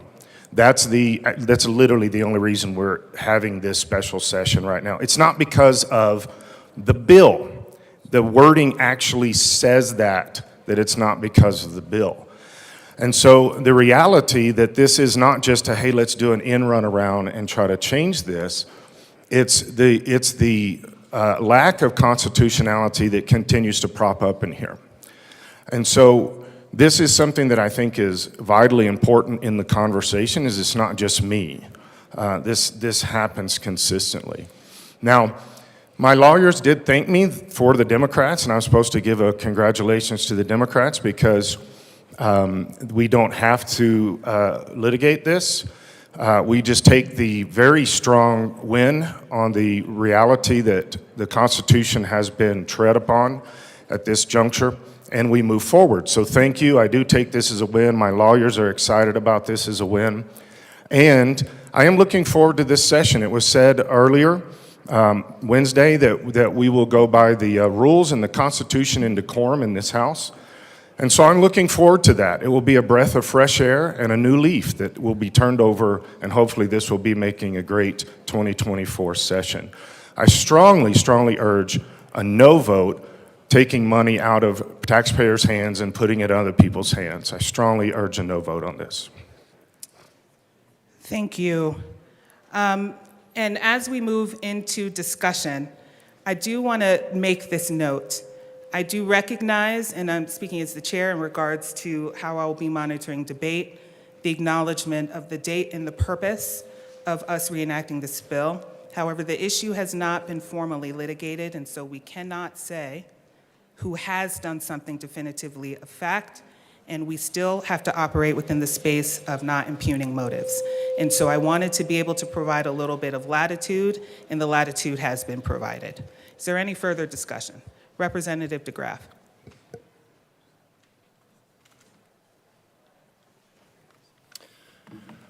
Oh, thank you, Madam Speaker. It's an interesting day, a privilege to be here with you. All right, during the first extraordinary increased taxing and spending session of the 74th General Assembly, the increase of government oppression, we're saying we're not litigating this, but here in the bill, it has a verdict. The House must be therefore declared null and void.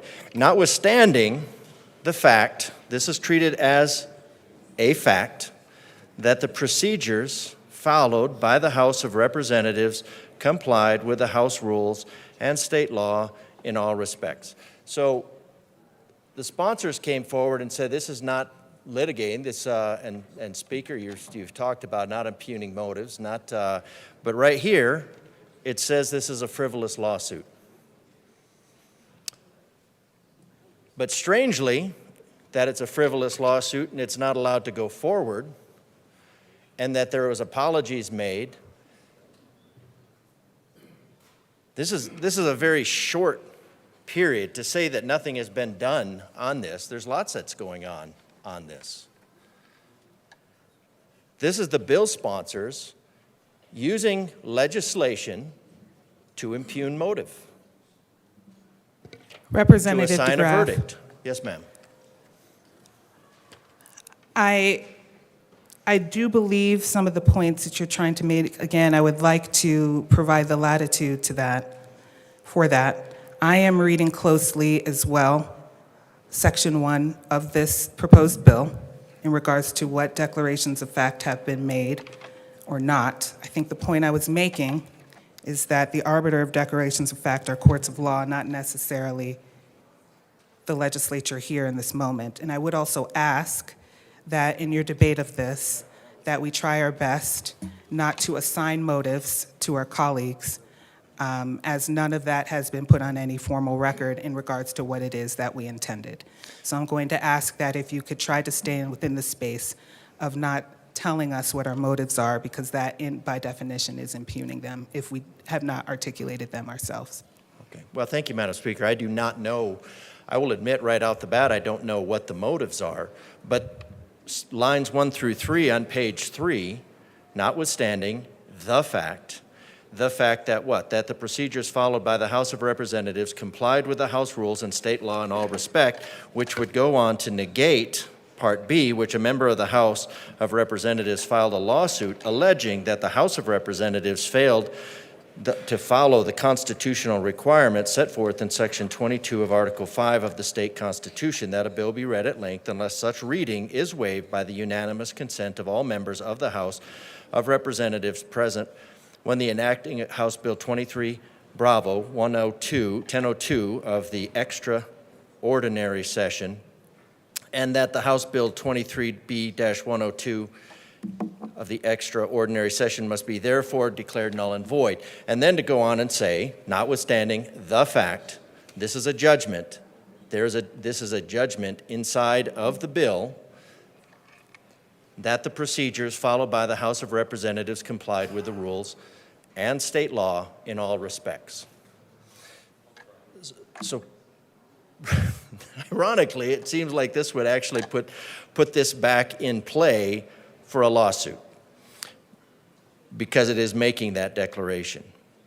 Now, when we're looking at reinstating this law, because we are repealing the first one and then reinstating it this with all the original language, I need to go back to, I had to go back to the, since I don't have this one in, I think it's important to note that because the governor, despite all the opportunities to lower taxes, we failed to do so.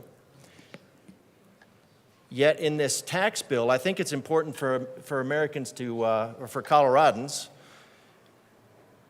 regardless of geographic location, that this goes to, I'm reading from the bill that was passed, for the 2023 income tax year, the bill increases the earned income tax credit that a resident individual, not a citizen of Colorado, but a resident individual, so really anybody that's here, including a resident individual who does not have a Social Security number valid for employment, may claim the resident individual's state income tax return from 25% to 75% of the federal claimed credit on individuals' federal income tax returned or the federal credit that the resident individual may have been allowed. So again, what we're doing is we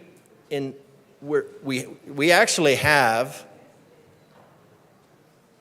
an opportunity to readdress a gross injustice to Coloradans, because this bill, the one that is being reenacted, so it's not even a matter of, wow, is this just an incidental bit of language? This has been reintroduced. This was declined really in Prop HH. The taxpayers spoke very clearly that they did not want Prop HH. We had an extraordinary session to reimpose HH. And now we have the earned income tax credit. And who earned this income tax credit? I would like to ask the majority, who earned this income tax credit? We've got lots of who's going to administer it, who's going to, because again, Colorado, your tax refund, the taxes that were taken, that were extracted from you in excess of what the government is allowed should be returned to you. Yet the sponsors of this bill are coming back to the well to ask that this money specifically go to those who did not earn that money under normal modes of employment. So how would you get this money to somebody that is here without the ability to work? Somehow we can't find the people to adjudicate their claim as to citizenship, as to hardship, but we can find them. The Secretary of State can find them to deliver a ballot, and we can find them to deliver their earned income tax credit. Colorado. Representative DeGraff, again. Yes, ma'am. I think making an insinuation of perhaps finding people who may not be citizens with ballots, it's outside the scope of what we're debating here. Okay. I understand the debate in regards to the question on who earns the income tax credit, but if you could stick to debate of the content in the bill. Okay. The ballot thing is just a fact. It was just to emphasize the fact that we know we have addresses, yet instead of addressing a crisis of citizenship, a crisis of what we're looking at doing is taking the money that was extracted from Coloradans who earn a living that is increasingly difficult to do in this state, and returning the money, the money that was extracted from them in excess, and returning it to people that do not have the right to work in this state. I mean, that doesn't mean that's not impugning the people who don't have a right to work in this state, but this is an earned income tax credit. How can you give a tax credit for something earned when somebody can't earn it?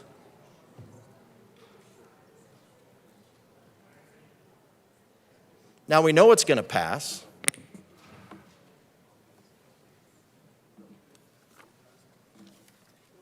Because the money extracted from Coloradans is being used ideologically, and Colorado needs to understand that. This money is specifically by this bill being sent to those. That is the purpose of this bill. The purpose of this bill is to send money to people who do not have,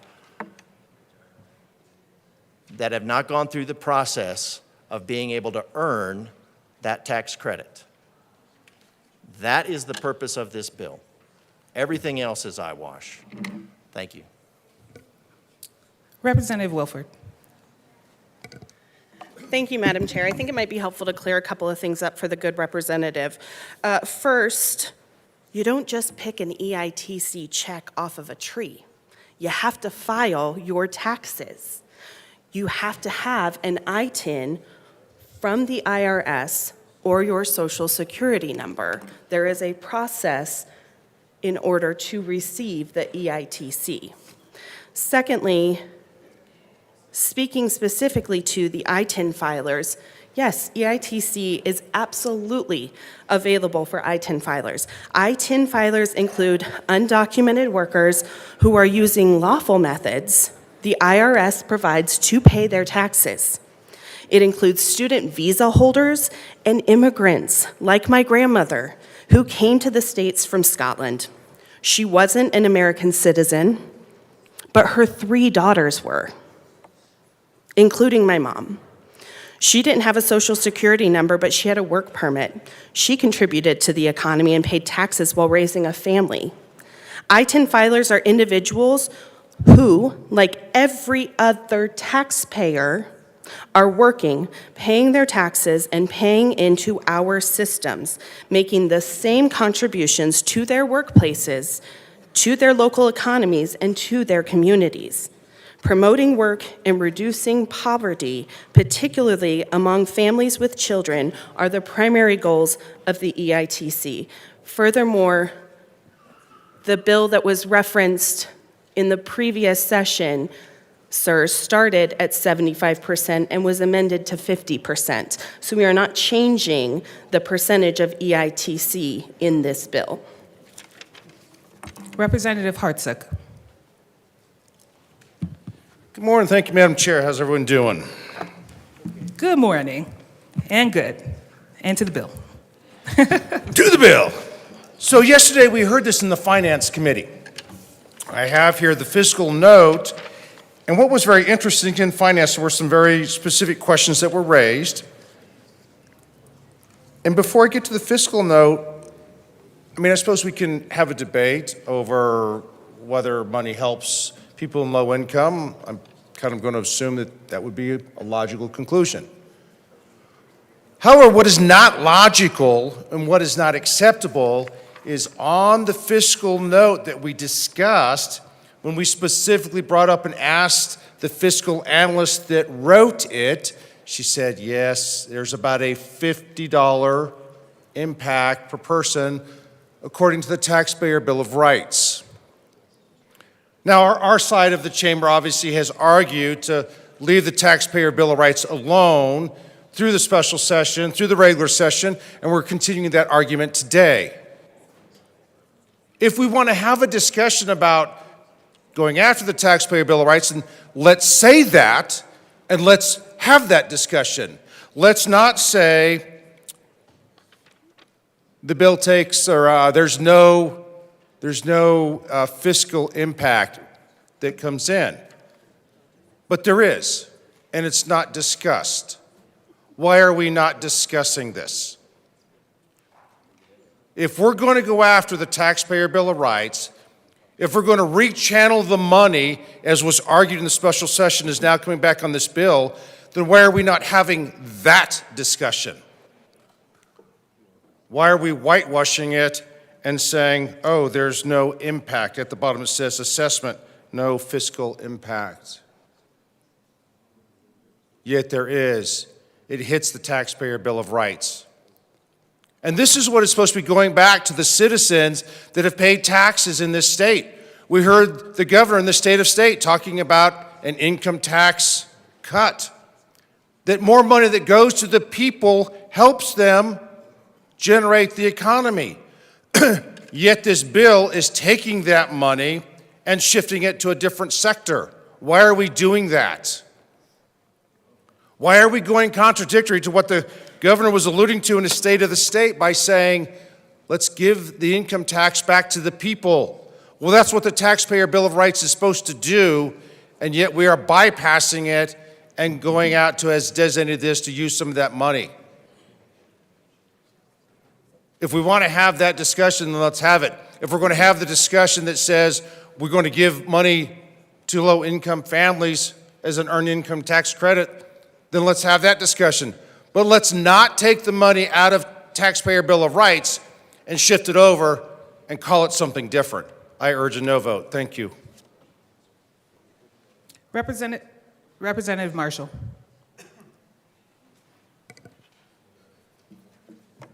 Thank you, Madam Chair. It's an honor to serve with you. It's my honor to serve with you, sir. Well, it's deja vu all over again, as the great 20th century philosopher said. I was not going to speak at all, but I had some concerns, as many of my colleagues understand. I'm a big believer in open and transparency when we discuss things, and I already made my issues with this bill before known, and there's no reason to repeat them.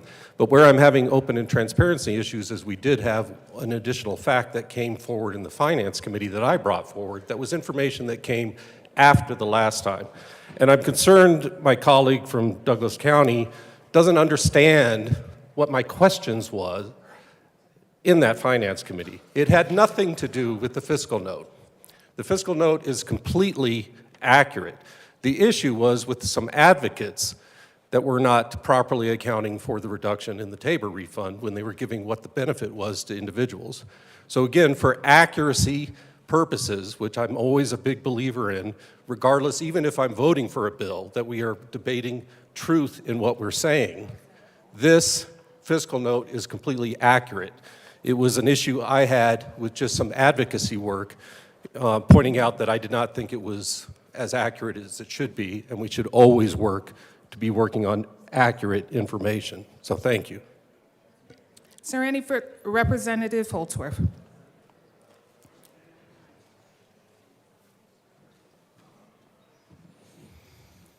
Thank you, Madam Chair. Well, that's all the way it goes up. Dadgummit. Thank you, Madam Assistant Majority Leader. And thank you to all my colleagues here.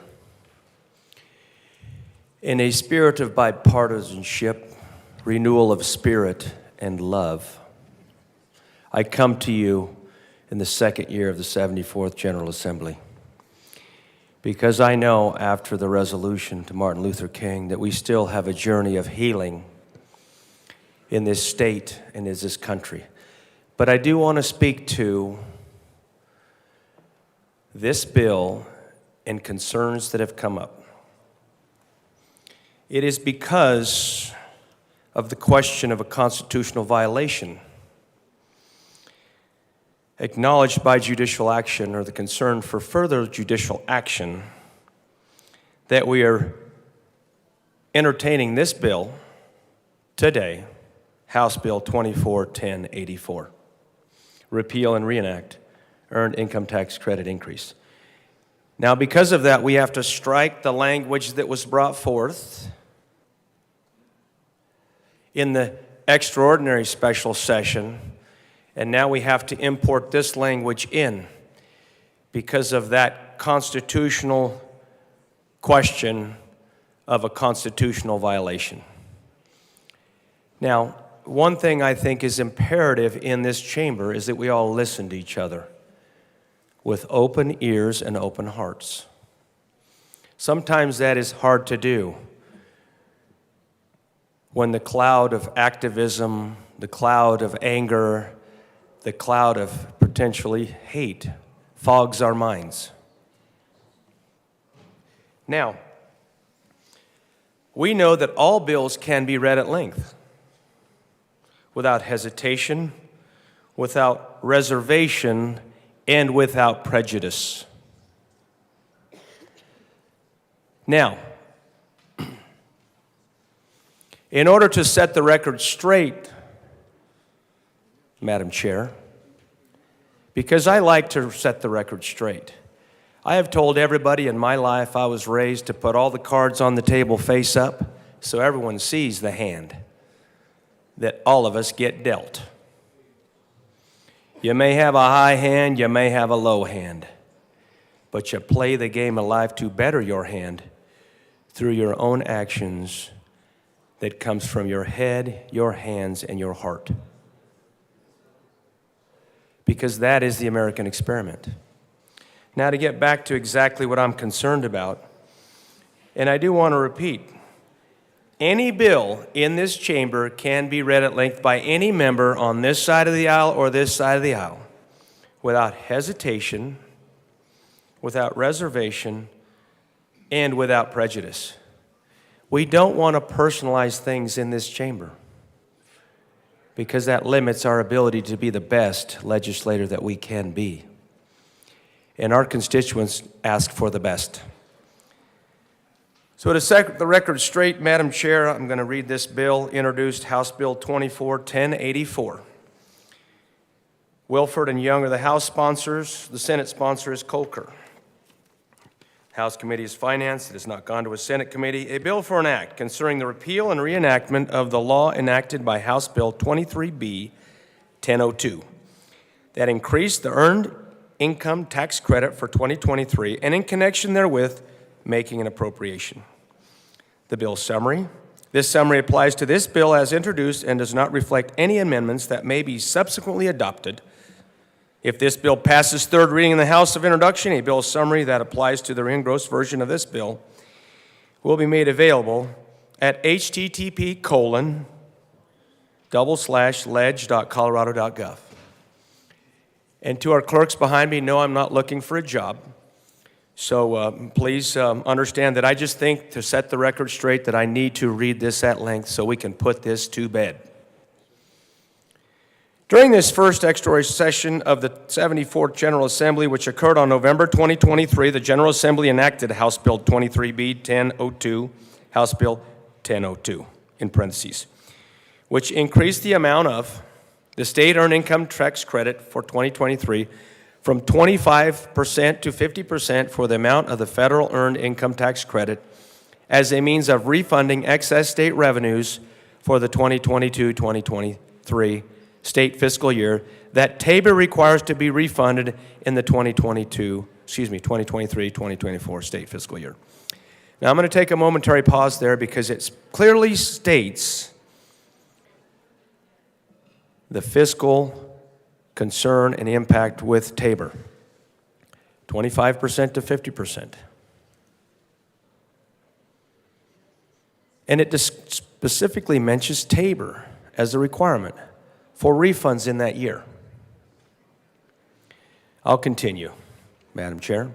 On December 28, 2023, a member of the House of Representatives, parentheses House, filed a lawsuit alleging that the House failed to follow the constitutional requirement that the House read a bill at length unless such reading is waived by unanimous consent of all House members present when enacting House Bill 1002, and that House Bill 1002 therefore must be declared null and void.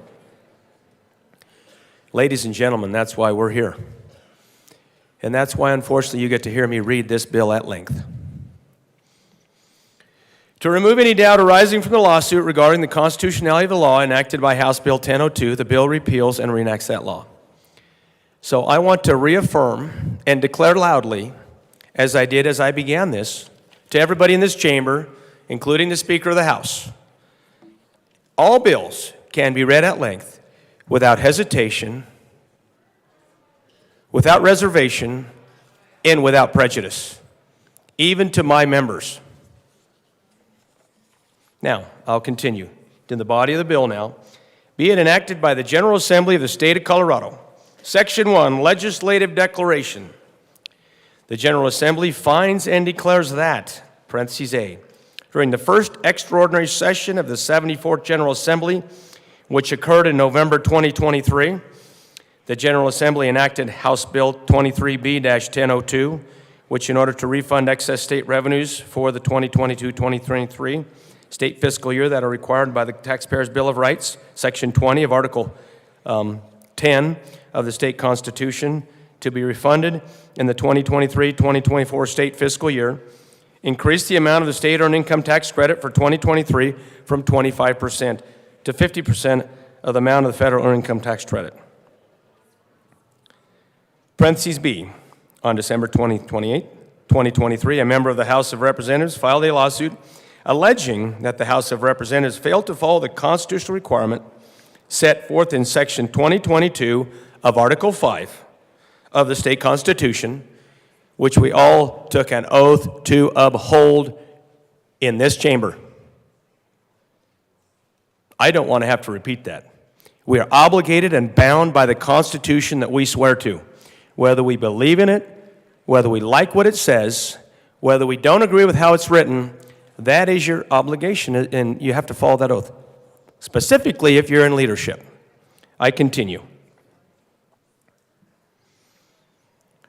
Failed to follow the constitutional requirements set forth in Section 2020 of Article 5 of the State Constitution, that a bill be read at length unless such reading is waived by the unanimous consent of all members of the House of Representatives present when enacting House Bill 23B-1002, and that the House Bill 23B-1002 therefore must be declared null and void. And now I'm going to stop there, because I know I was here during the special extraordinary session, and were all of you as well. And I'm 100% sure, my fellow colleagues, that no unanimous consent of all members of this House for the reading was waived. 100% sure. So, I'll continue. Notwithstanding the fact that the procedures followed by the House of Representatives complied with House rules and state law in all respects, it is in the best interest of the state of Colorado and taxpayers to remove any doubt arising from the lawsuit as to the constitutionality of the law enacted by House Bill 23B-1002 by repealing and reenacting that law, and thereby ensuring that the intent of the General Assembly in enacting House Bill 23B-1002 is realized, and the taxpayer who claim the state earned income tax credit and the Department of Revenue can rely with certainty on the law when filing income tax returns and administering the state income tax. I very much agree that we should follow the law. We should follow the Constitution. And we also should follow the law and the Constitution in this chamber as we dialogue and we debate and we present. And we should also, ladies and gentlemen, follow the rules of this House to maintain the decorum and the respect that this chamber deserves and that the Colorado people deserve. Now I'm going to digress a little bit, ma'am. When I served in the military, I would encourage you to stick to the bill. Yes, which ma'am. You have been staying in the lane of, given the language. Please stick to the bill. Thank you, ma'am. I appreciate your leadership. Very much so. Thank you. As we navigate towards and try to find harmony in this chamber and maintain the many rules that are in the rule book of the House, which I encourage everybody to read, particularly the freshmen, read it carefully and closely so you can follow those rules. We need to understand also the constitutionality of what happens in this chamber.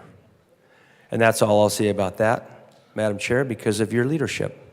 But I'm going to move a little farther down the list here. I've got a few more pages to read. And I'm going to try to read fast.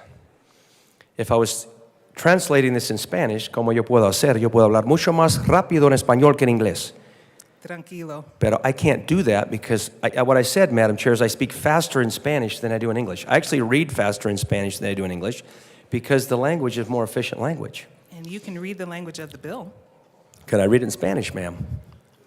Which I can, but I won't. I'm going to continue. Thank you. I'll move here to Section 2. In the Sessions Laws of Colorado 2023, First Extraordinary Session, Repeal and React, 39-22-123-5, parentheses 2.8, Colorado Revised Statutes as added by Section 1 of Chapter 3 as follows. 39-22-123.5, Earned Income Tax Credit, Legislative Declaration, Repeal. 2.8, parentheses A, for income tax years commencing on or after January 1st, 2023, but before January 1st, 2024, only the rate of credit allowed for the resident individuals described in subsections parentheses 2, parentheses 2.5, and parentheses 2.7 of this section, respectively, is increased from the 25% to the 50% of the federal credit described in the respective subsections parentheses 2, parentheses 2.5, and parentheses 2.7 of this section. The General Assembly finds and declares that increasing the rate of the credit as specified in subsection parentheses 2.8, parentheses A, of this section reduces the amount of state revenues as defined in section 24-77-103.6, parentheses 6, parentheses C, for the 2023-2024 state fiscal year, and is therefore after excess state revenues for the 2022-2023 state fiscal year are refunded pursuant to sections 23-3-209, 2039-3-210. Now, the good news for all my friends in this chamber is I'm on page 4. And any other refund mechanism provided for in law other than the refund mechanism provided for in Part 20 of Article 22 of this title. A reasonable method of refunding a portion of any remaining excess state revenues for the 2022-2023 state fiscal year that are required to be refunded in the 2023-2024 state fiscal year in accordance with Section 20, parentheses 7, parentheses D of the state constitution. Section 3. In Session Laws of Colorado 2023, First Extraordinary Session, repeal and reenact Section 2 of Chapter 3 as follows. So this is what we're doing as the corrective action for the question of constitutionality that was brought up by one of my colleagues, and so correctly, in my humble opinion, as a state representative.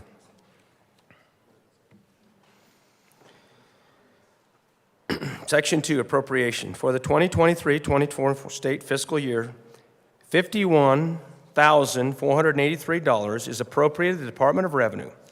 This appropriation is from the general fund to implement this act.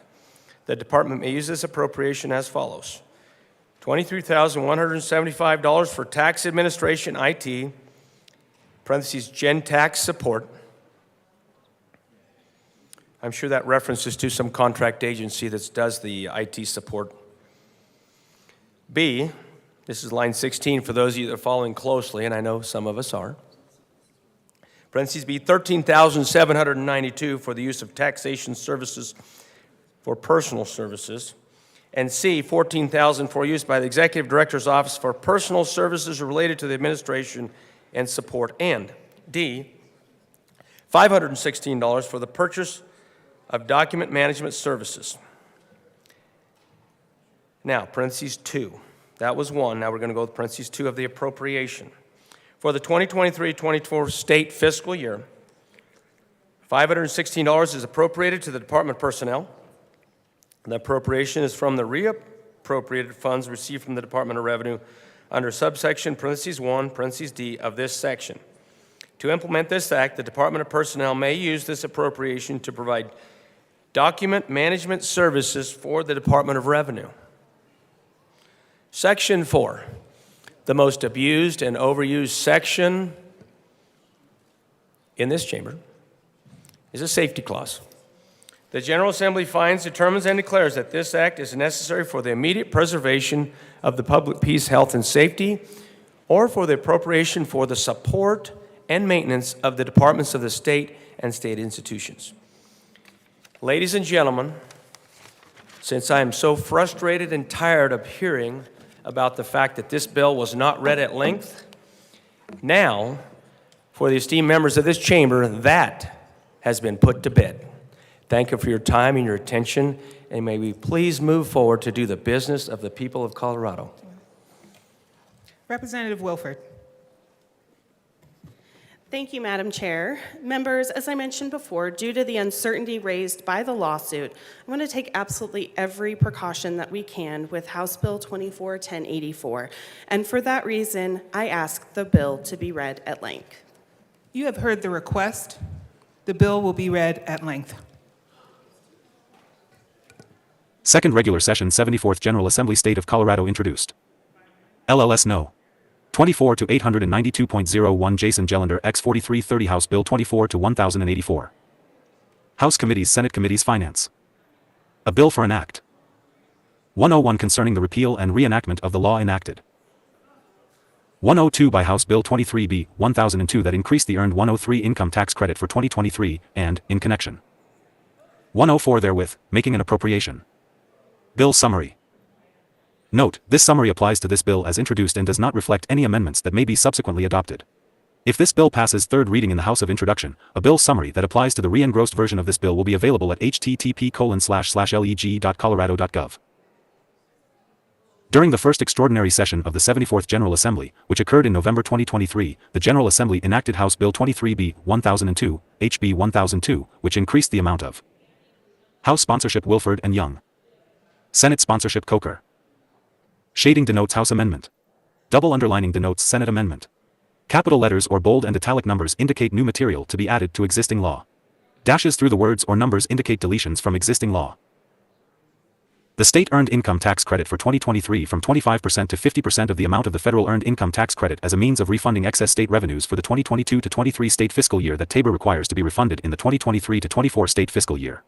On December 28, 2023, a member of the House of Representatives, House, filed a lawsuit alleging that the House failed to follow the constitutional requirement that the House read a bill at length unless such reading is waived by the unanimous consent of all House members present when enacting HB 1002 and that HB 1002 therefore must be declared null and void.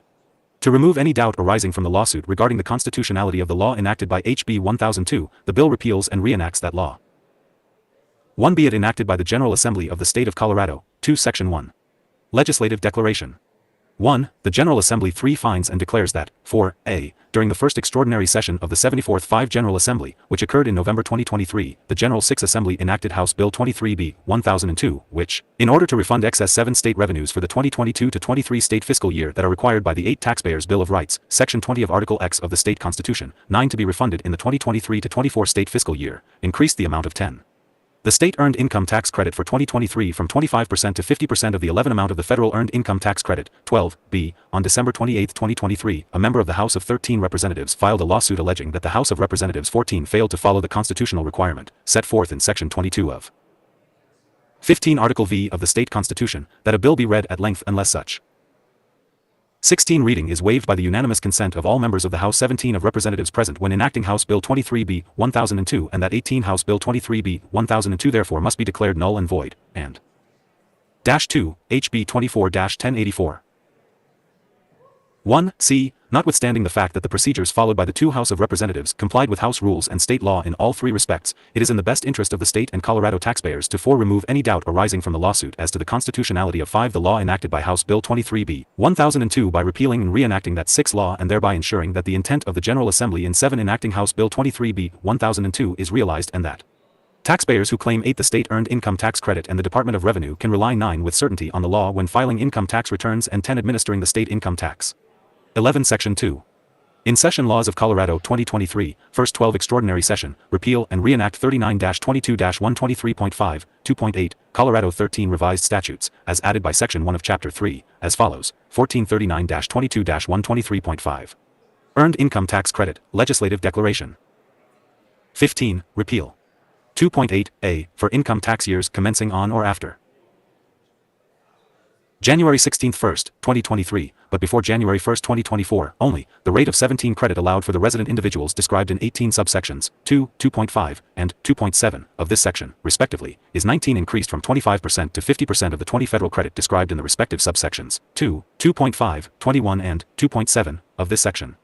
22b. The General Assembly finds and declares that 23 increasing the rate of the credit as specified in subsection 2.8a, 24 of this section reduces the amount of state revenues, as defined 25 IN section 24-77-103.66 c, for the 2023 to 24 state fiscal year and 26 is therefore, after excess state revenues for the 2022 to 23 state 27 fiscal year are refunded pursuant to sections 39-3-209, 39-3-210. -3, HB 24-1084. 1 and any other refund mechanism provided for in law other than 2 the refund mechanism provided for IN Part 20 of Article 22 of this 3 title. A reasonable method of refunding a portion of any 4 remaining excess state revenues for the 2022 to 23 state fiscal 5 year that are required to be refunded in the 2023 to 24 state fiscal 6 year in accordance with Section 27d of the State 7 Constitution. 8 Section 3.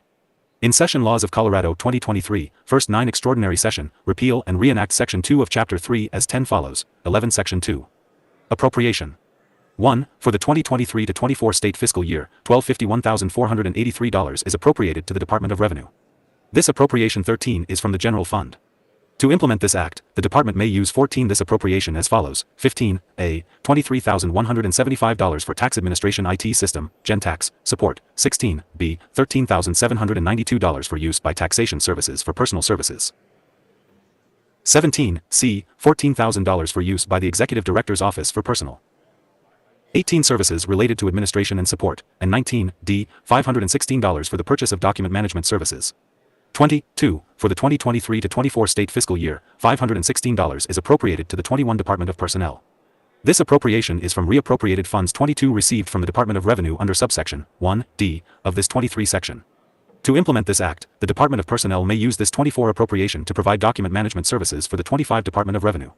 26 Section 4. Safety Clause. The General Assembly finds, 27 determines, and declares that this act is necessary for the immediate. 4. HB 24-1084. 1. Preservation of the public peace, health, or safety or for appropriations for. 2. The support and maintenance of the departments of the state and state. 3. Institutions. 5. HB 24-1084.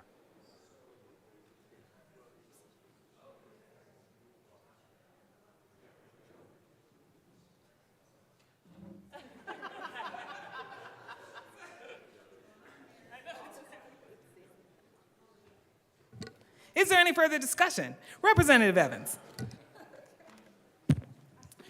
Thank you, Madam Chair. Very briefly, colleagues, I just wanted to have the one last conversation. We talked about this the last time that this bill came up with the earned income tax credits. As you all will recall, the earned income tax credit here in question is being funded by about $182 million out of Tabor surplus. And so last time we had this conversation, and I just wanted to note it again for the record, we have a 15% statutory reserve in Colorado. In September of 2023, OSPB said that the state of Colorado has about $183 million in excess of that 15% statutory reserve. If you want to pay for this, we can pay for it without dipping into Tabor refunds. There's $183 million in excess of the 15% statutory reserve per OSPB. We can pay for it with that money, not with the Tabor surplus refunds. Let's give the folks their Tabor surplus refunds. Thank you. Thank you. Representative Bottoms. I would like to thank my lawyers for having the bill read at length twice. And I also want to thank the Democrat sponsors of this bill for putting in Section 1, letter C, notwithstanding the fact that the procedures followed by the House of Representatives complied with House rules and state law in all respects. And I want to thank them because that will help my lawsuit greatly. Thank you. Is there any further discussion on the bill? Representative DeGraff. I just want to thank the bill sponsor for raising some excellent points. I guess I have to make it known that I am a second-generation American. My grandparents did come over on a boat. They did work outside the, probably outside the Social Security realm because I don't think it existed when they got here. And I think this bill emphasizes the relief that is needed from the government, the ever-encroaching and ever-growing, crushing sensation that the people of Colorado have on their neck from the increased spending of this body. So I'm not fully understanding the whole thing as a percentage of the EITC, how it's going to be executed. I'll leave that for the lawyers. This bill is an act, and it's acting like there is some sort of tax relief. It does not treat Coloradans equally, and it does open the door on the expansion of the EITC as a Tabor refund mechanism. So it's not just this, it's the overall attack on the Taxpayer Bill of Rights. The Taxpayer Bill of Rights ensures that excess taxes go back to the citizens who paid those taxes. What this bill is the start or the continuation of being able to take the excess taxes from Coloradans and then divert it anywhere you want. You can divert it into any program you want. Now we'll have precedent. So, but it does again highlight that the people of Colorado need relief from the spending of this body. And we're going to have lots of opportunities this year. Most of those will be taken to increase the burden on the people of Colorado.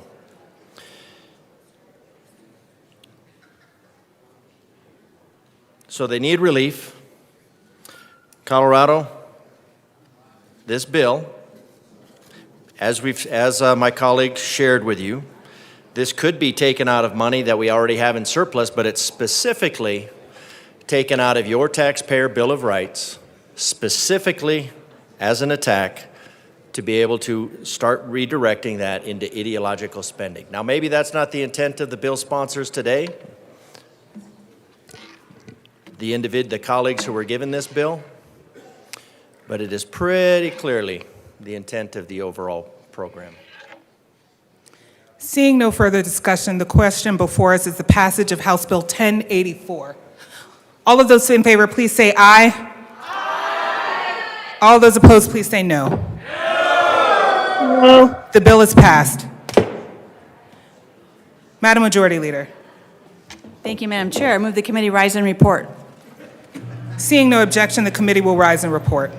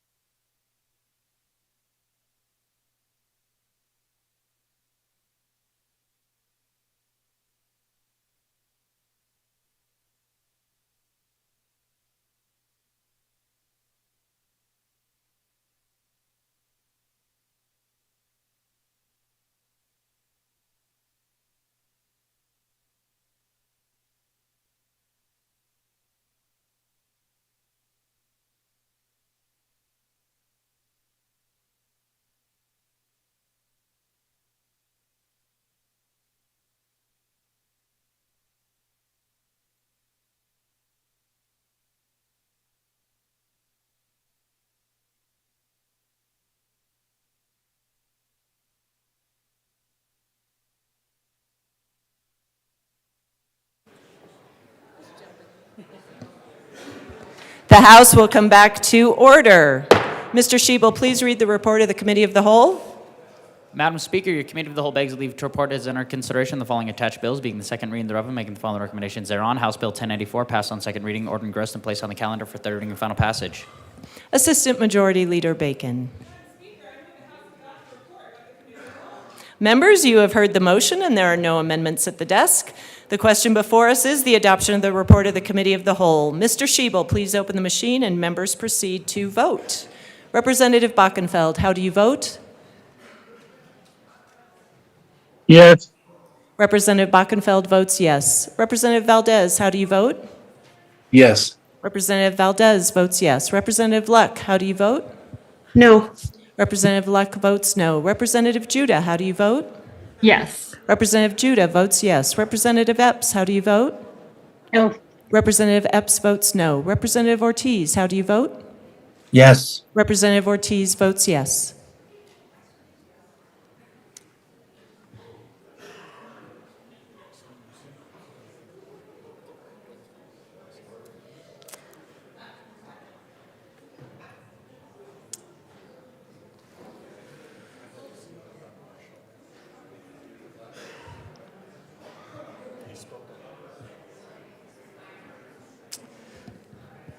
Representatives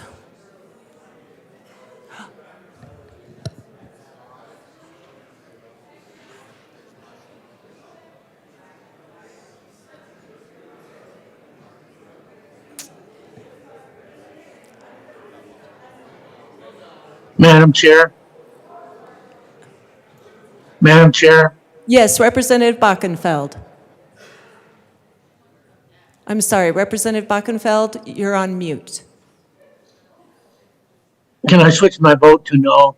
Yes, Representative Bachenfeld votes no.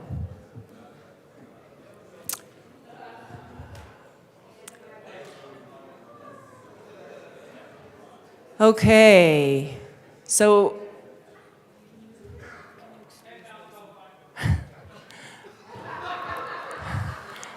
members, we want to start out on a positive note, and Representatives Marshall and Wilson are going to help us with our party fund right out of the gate. Representative Marshall, only $1. First time late, although Representative Wilson might be going for the big bucks.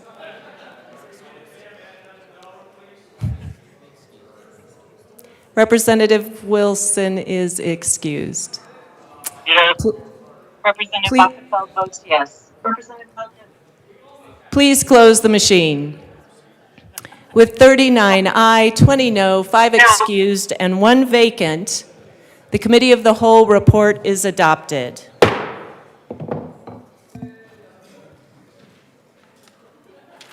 Madam Majority Leader. Thank you, Yes. Madam Speaker. Representative Ortiz votes yes. Members on the wall, please mute your, thank you. Madam Majority Madam Leader. Chairman.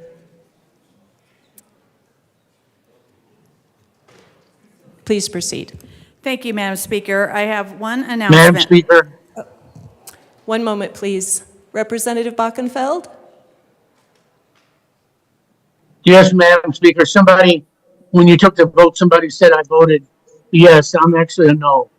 Thank you, Representative Bachenfeld. We have recorded your vote as a no. We made that correction. Thank you. Madam Majority Leader. Thank you, Madam Speaker. I have one announcement. In light of the passage of Senate Joint Resolution 24-001, which amended the deadlines in Joint Rule 23, the Office of Legislative Legal Services has asked me to make a few reminders relating to bill requests. The next introduction deadline for your bills has been changed from Tuesday, January 16th to Friday, January 26th. So you do not have to finalize your bill requests this weekend. Woohoo! Tuesday, January 16th is still the deadline for you to make your remaining bill draft requests to the Office of Legislative Legal Services. Your last deadline for the introduction of your last 2 bills is now on Friday, February 9th. Thank you. Representative Weissman? Thank you, Madam Speaker. Judiciary Committee members, it's Friday, but we are not done yet. At 12 noon, we will join our Senate colleagues once again to sit as joint judiciary in the Old State Library for the 3rd and last day of our SMART Act oversight hearings. Today's agenda includes hearing from the Child Protection Ombudsman, the State Board of Parole, the Office of Alternate Defense Counsel, the Judicial Branch, the Commission on Judicial Discipline, and the State Public Defender. Please bring your lunch, make whatever provisions you need to. That's a lot of an agenda, but I'm going to have us out of there by 5. Please be prompt at 12 noon. Thank you. Representative Bradfield. Thank you, Madam Speaker. I do want to announce that starting on Tuesday, that is January 16th, the 2024 Legislator Bible Study will be held every Tuesday morning in room 0109, and starting at 7:15 and finishing up at 8:45. I want to give a welcome to anybody who has not attended before and would like to come. We'd love to have you. Thank you. Thank you. Representative Winter. Thank you, Madam Speaker. I would like to ask everybody in the chamber to help me with this. With the impending snow and cold that we've seen, the governor's called for a disaster declaration. The eastern plains over the last 10 days have been facing blizzards, freezing temperatures, and all the resources in that declaration are going to the Front Range. So I ask you to help me end this rural-urban divide and call on the governor to do the same thing for rural Coloradoans that pay taxes no different than city dwellers. So please, this is what we talk about in here. This is unfair. We have cattle ranchers losing cattle, livestockers producing livestock. There are no warming shelters in Prowers and Los Animas County, and the funds are all directed to urban Colorado. So please, reach out to the governor and ask him to give us the same fair shake that he does for you all here in the urban area. Thank you. Representative Winter. No applause, members.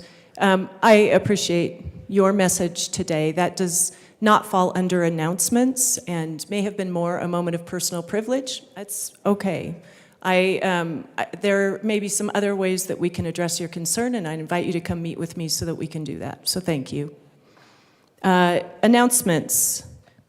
Representative Weinberg. Good morning, members. Just wanted to make sure that before you go into this beautiful 3-day weekend, since you haven't heard the past 3 days, Loveland is the best city in the state of Colorado. That is my announcement. Thank you. Oh, Representative Weinberg. Representative Velasco. Thank you, Madam Speaker. I just want to share that my request to be absent on Tuesday, January 16th has been approved. Thank you. Thank you. Representative Byrd. Thank you, Madam Speaker. Members, it's an honor to be able to address you right at the beginning of session. So you all are very lucky. We're about to start SMART Act committee hearings. And the Joint Budget Committee has a tradition of visiting with committees of reference that participate in these SMART Act hearings to give you, and it's pursuant to Joint Rule 25, I believe, we come in and we present to you the governor's budget requests that pertain to the different departments for which your committees have oversight responsibility. So shortly, I expect you'll be receiving a book. It's a summary of what the governor's November 1st budget requests are. There's a nice stripe across it. I believe it's a purple stripe this year. You should be getting that, but we begin those meetings with you Tuesday of next week. And I think our first meeting is upon adjournment with the Transportation, Housing, and Local Government Committee. So I'm seeing now from our director that you will get these books on your desks Tuesday morning. So take a look at them, and we will be there just to help walk you through what those requests are. I will let you know, and I'll repeat this again in those meetings, we are not advocating for any of these budget requests.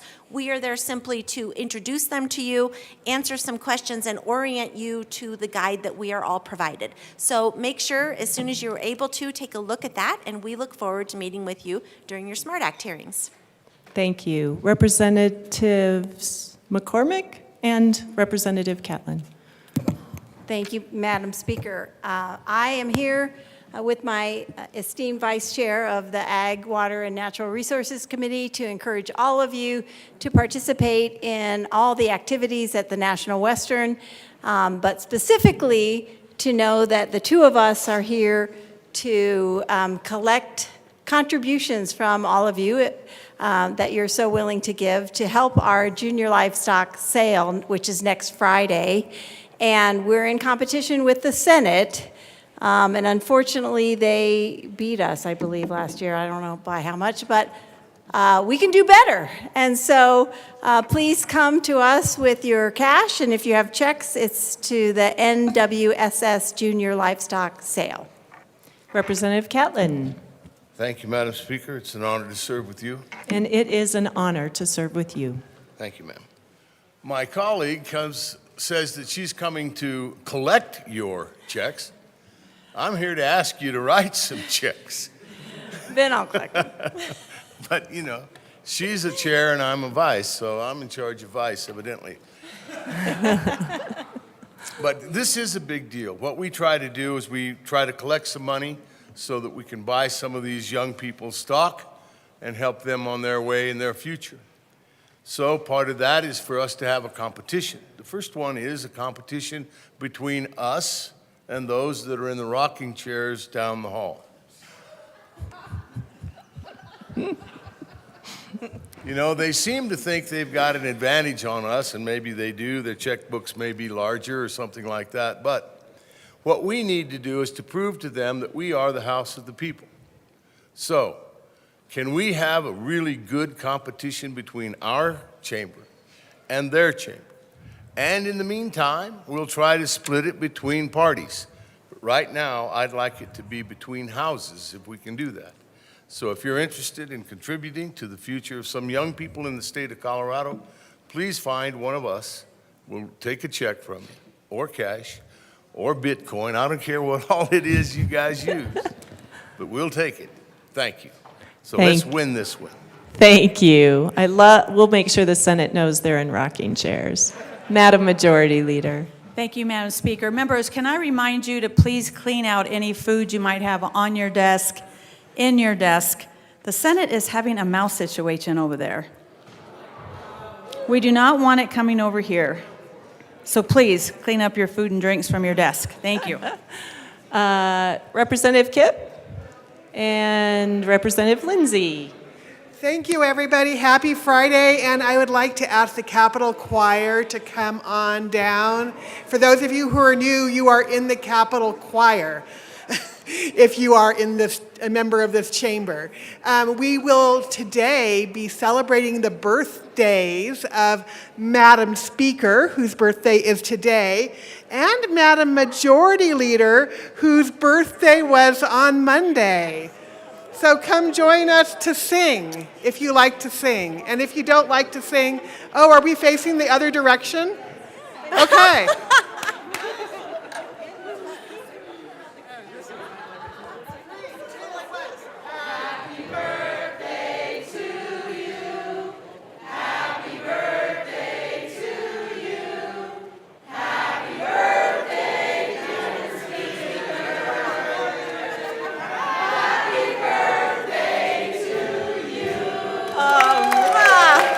Thank you, thank you, thank you. I am so grateful. Thank you very much. Means a lot. Thank you. Members? Madam Majority Leader? No further announcements? Madam Please. Speaker. Yes. I move the House stand in recess until later today. Actually, Madam Majority Leader, I think we can end our day here. Oh, that's awesome. Oh, I was wrong. We will have some business later today. The House will stand in recess until later today.